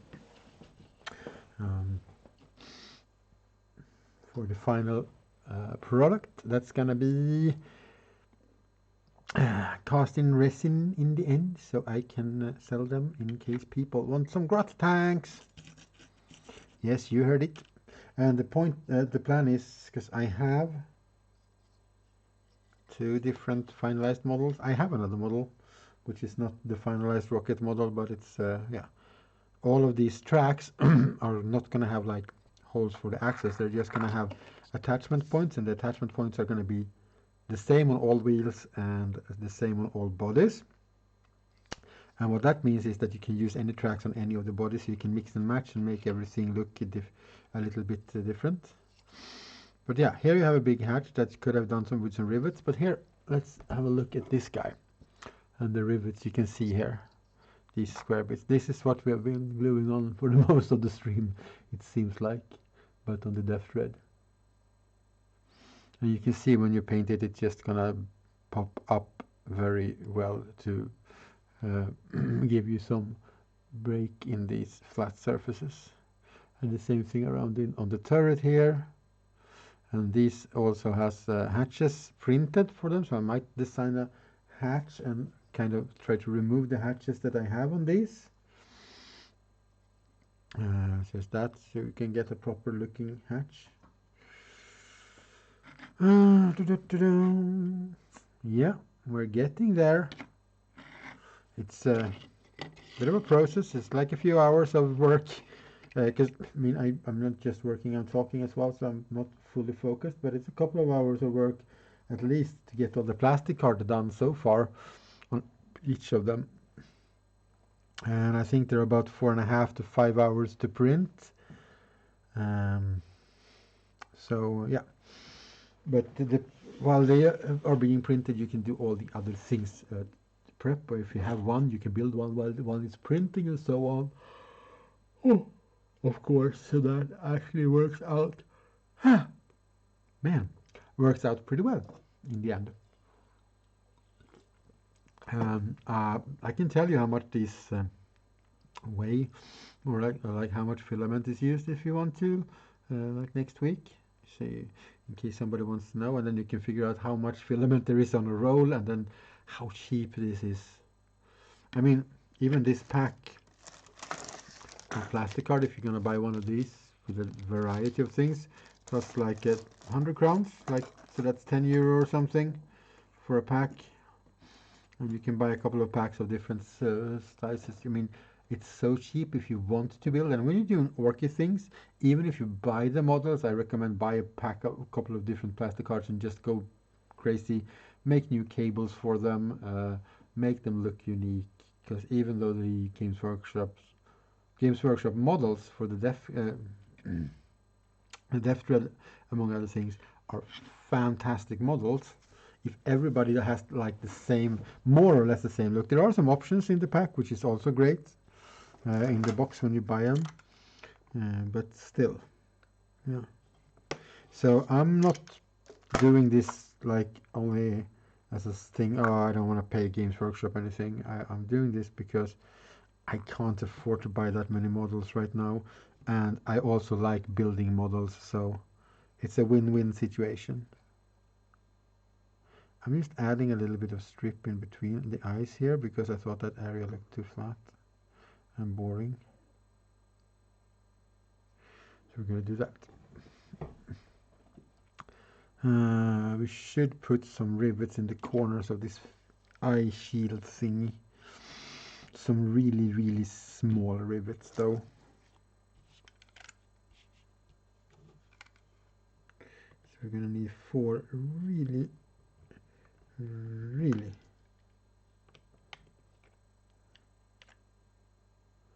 small rivets.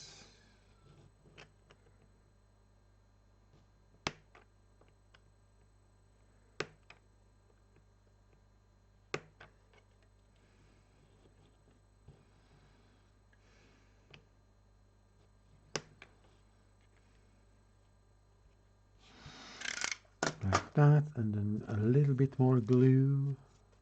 Glue, glue, glue. Get some glue on there.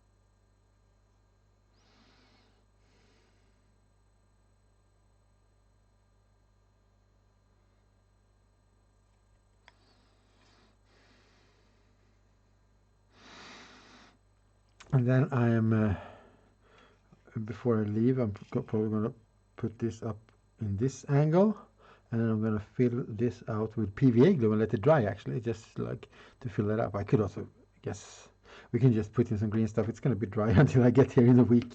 Well, I'm going to be here on Monday as well, but I'm not going to stream on Monday. I'm not going to build. These are only going to be put together, the printing and stuff, and maybe putting them together will be happening off stream. But all the finalizing work, like what we've seen today, is going to be done on stream. So that means technically I have at least 7 weeks of streaming to do if I'm going to do this much in one of them. So but let's say I have 10 weeks of streaming this project. They also do need a boss, of course, and I might rebuild another one. But otherwise, I also have this custom-made guy. He is red though, so he's gonna have to get a repaint because he needs to be yellow if he's gonna be with those guys. And I'm thinking I should make him more roboty, actually, than this. So he's like basically almost a small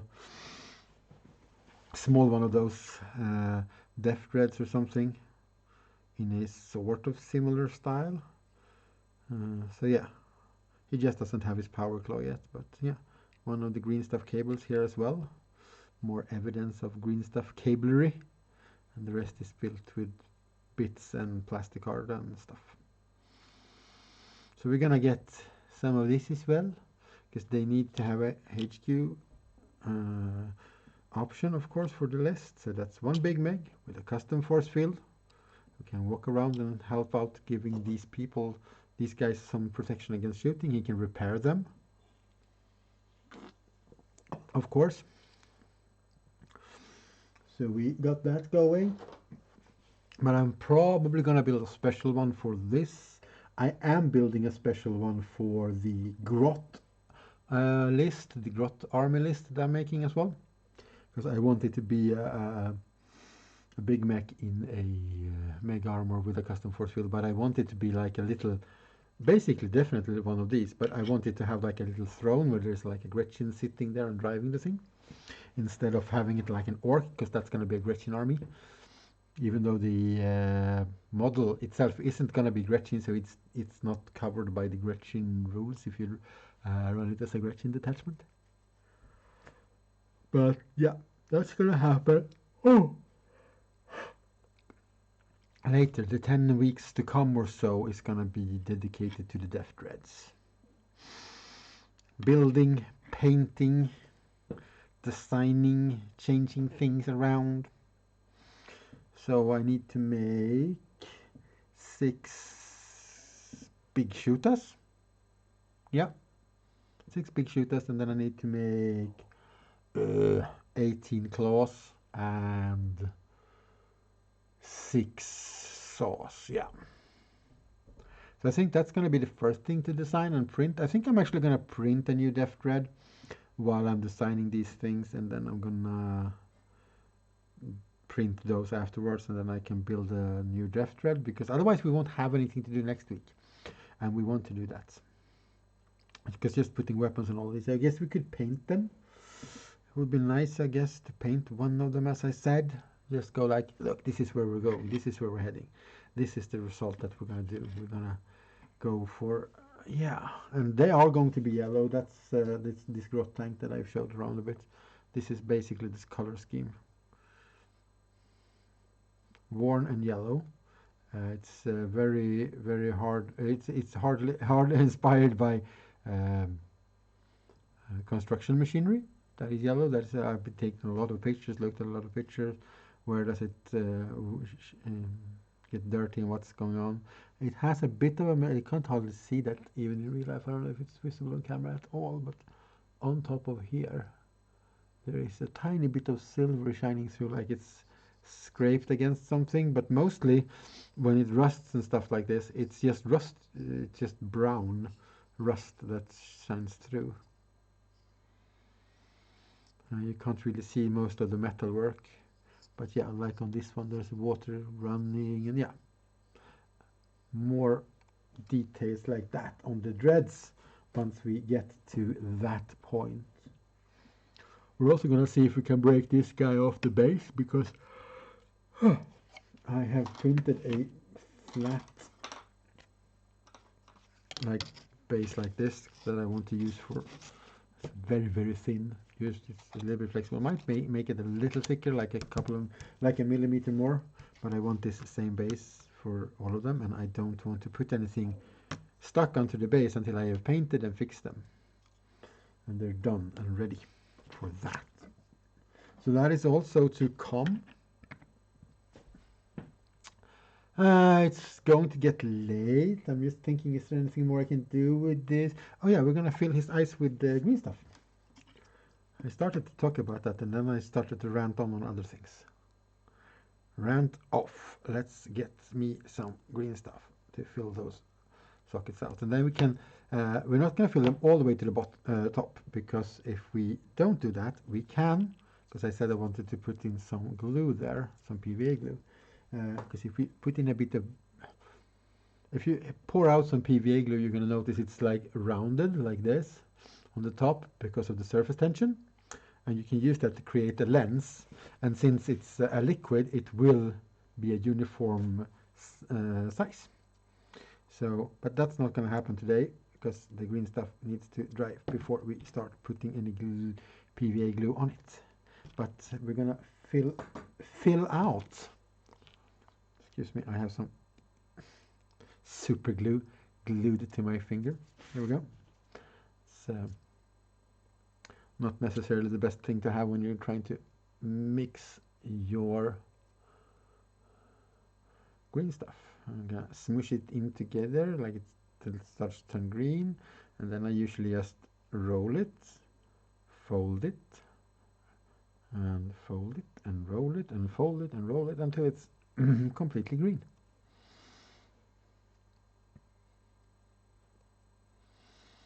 So weapons and cables on 2 of them next week. Building a new one. I might have put it together, as I said. Or should I? I will have sanded it. I might be putting it together on stream. Actually, I think that's going to be good to see it from the base. From it is. There is a picture on my Instagram. If you want to see how it looks when it comes off the plate. I think I have pictures of it like every step of the way, mostly in the poster too,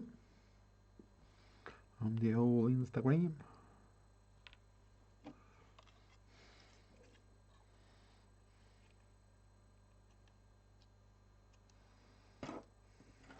And then I'll take one of these files, which is has a round handle, and gently squeeze this in.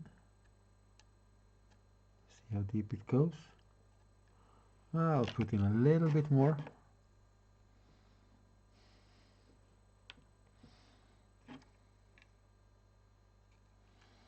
But remember, we don't want it to go all the way to the edge. We want to create a little, we just want to create, like, we just want to fill this up with something basically. But then next week we will pour some glue in here to create a lens, so you can get to see how that works. So not all the way up to the edge. Maybe need to scrape a little bit of it out from the edges at least.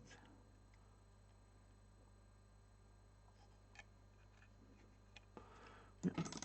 Oh, I have some green stuff on my finger. That is not necessary right now.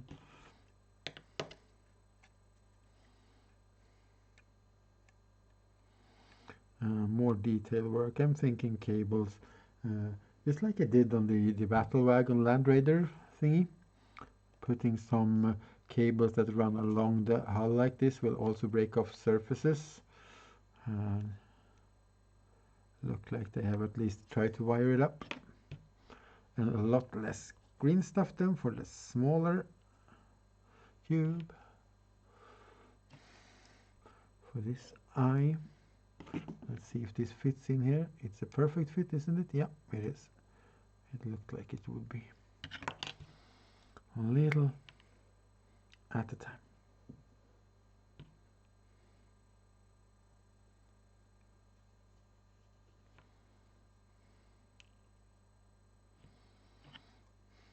That's too much green stuff. about half that amount of green stuff done.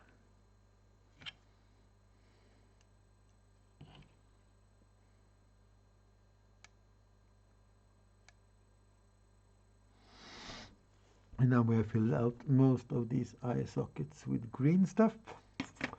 And then we have a bit of green stuff over. You know what you do then? You make a cable. We're not going to glue any cables on this guy yet though, but we'll make some cables and save them for later use. Because that's the way to go when you get green stuff over. Or you can just make a smooth cable, just roll it out like this and bend it into shape. And that's a perfect cable, but I do have quite a lot of stuff like that, so I don't need to. So I want to make like cables with some patterns or so on, so it doesn't look so boring and smooth all the time. And roll, and it's done.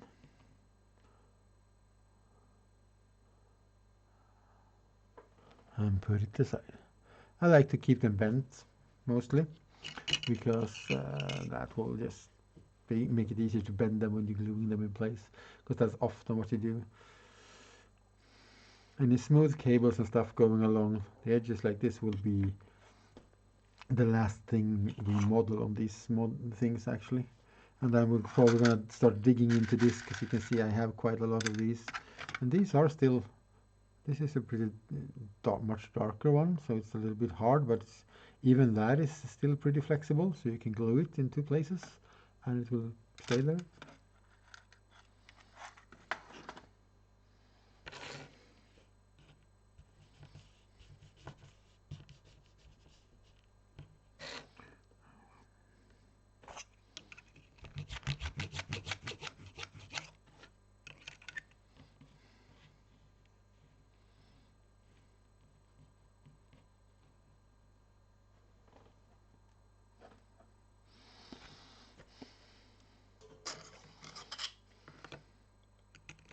We have another one here that is a bit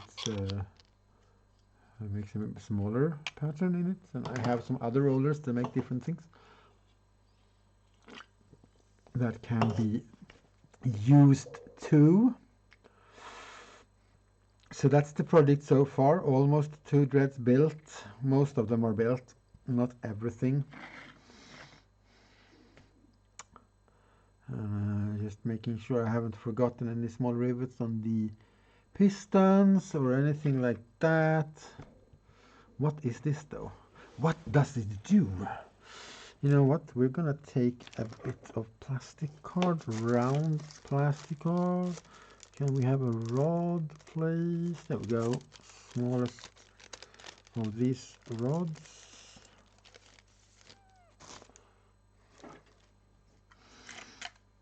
And let's just cut off a tiniest nudge a little bit.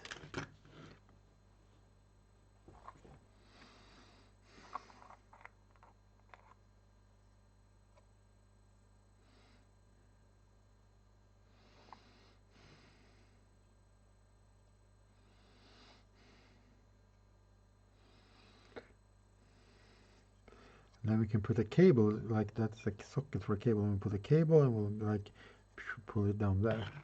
You know what? Let's do that right away. Should we use one of these? Yeah. I was thinking if it should be a smooth cable or not, but we can try it with one of these. If this fits in there. It's very, very easy to make marks in these now though, so we have to be very, very careful. Yeah, I think that's gonna need to be a smooth cable, but it's not that hard to smooth this out. It's super fresh and new.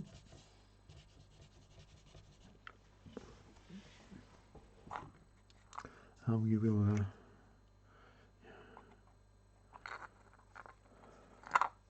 glue it on at the start and at the end, and then at the middle between we can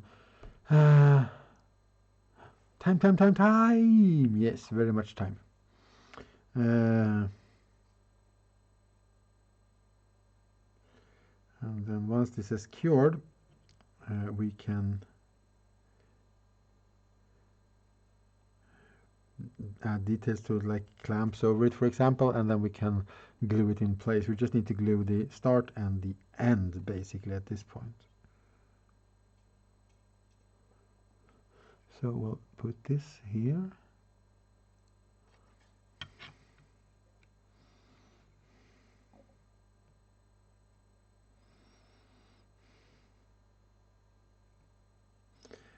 Careful trying not to leave too many marks.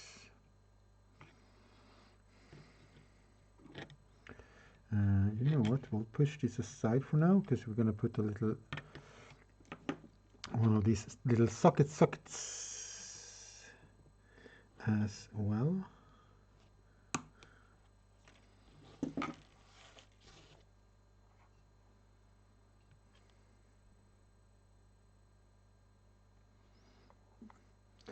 So the cable has somewhere to go into.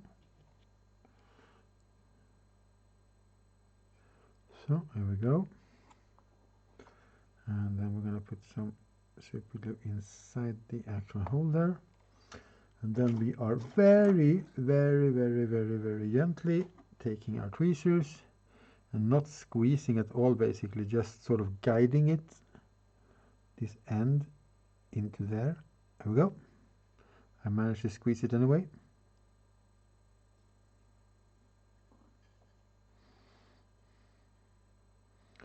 And then once this has cured properly, we're going to put some small pieces of green stuff over them, like that, just so they look that they're clamped down a bit.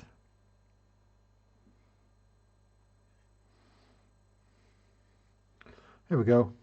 It's a bit of a squeeze there, but we can put one of those brackets, those bands over there later on. Yeah, look at that. Look at that surface. It's not flat and boring anymore. There's a thing there. It doesn't matter what the thing does. It's just not flat and boring like this. So we're going to have to work on more of that detail, I think, on all the arms and everything, just to bring it out a bit more from that boring flat stage. It's going to look really boring when you paint it. It's going to be like a painted surface. It's going to be a little bit too sad and boring for me. But I said I was going to see it to 5 o'clock. I probably could go a little bit longer, but also need to have some green stuff on everything, that basically. No. And everything needs to dry and or cure and whatever. So today's work was adding some detail to this, adding all the white stuff to this guy. There's the basic. There's a bit of difference in the middle area where the legs are attached, as I said, but otherwise it's the same base model, and they look so different depending on where you put the smoke chimneys and how you make the faceplates and that. So there are going to be 9 very unique deff dreads for this little army in the end. But that is yet to come, because the end is not nigh. Not at all.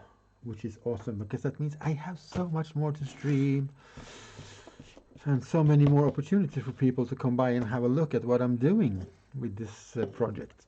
Because not everybody could be here today, obviously. Not everybody could be here last week, obviously. Many hasn't discovered that I'm doing this, maybe. So it's gonna give me a good chance to fill this channel with content. And that's the first sort of stream. Once I'm getting really comfortable with streaming like this, like regularly now, doing a thing, I'm gonna probably start doing another stream a week with something else. It's not gonna be the same. I'm not gonna do the same thing all over again. So we're gonna do that. But now, one of the best moments in life, where we get to say hi to somebody by doing the stream things. Let's see who is around.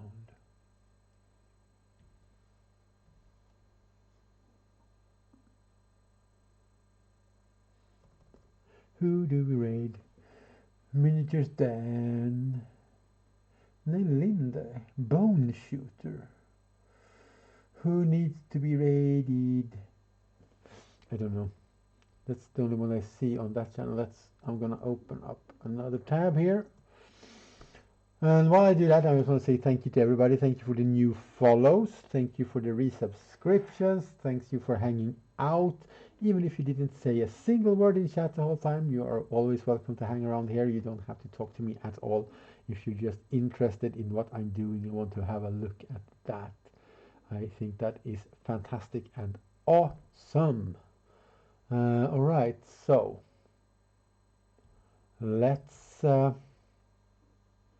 over to one of my favorite people on the whole network and the art community, and he hangs around in a lot of streams that I do, and he helps out with people who stream. He's a super nice guy, and that is Bone Shooter. I'm just gonna go and have a sneak peek at what he is doing. So he's actually streaming and not stopping now or whatever, and then we will go over to him. If you want to tag along, that is awesome. He's a very nice guy, as I said. Yeah, he's doing stuff, I think. Stream is loading. It's a bit off camera, but yeah. D&D and fantasy mini painting. So he's painting minis. So let's go say hello to Bone Shooter. Start raid. Waiting for raid. Feel free to hang around and follow the raid if you want to, if you want to see another person doing something. And thank you very much for coming here.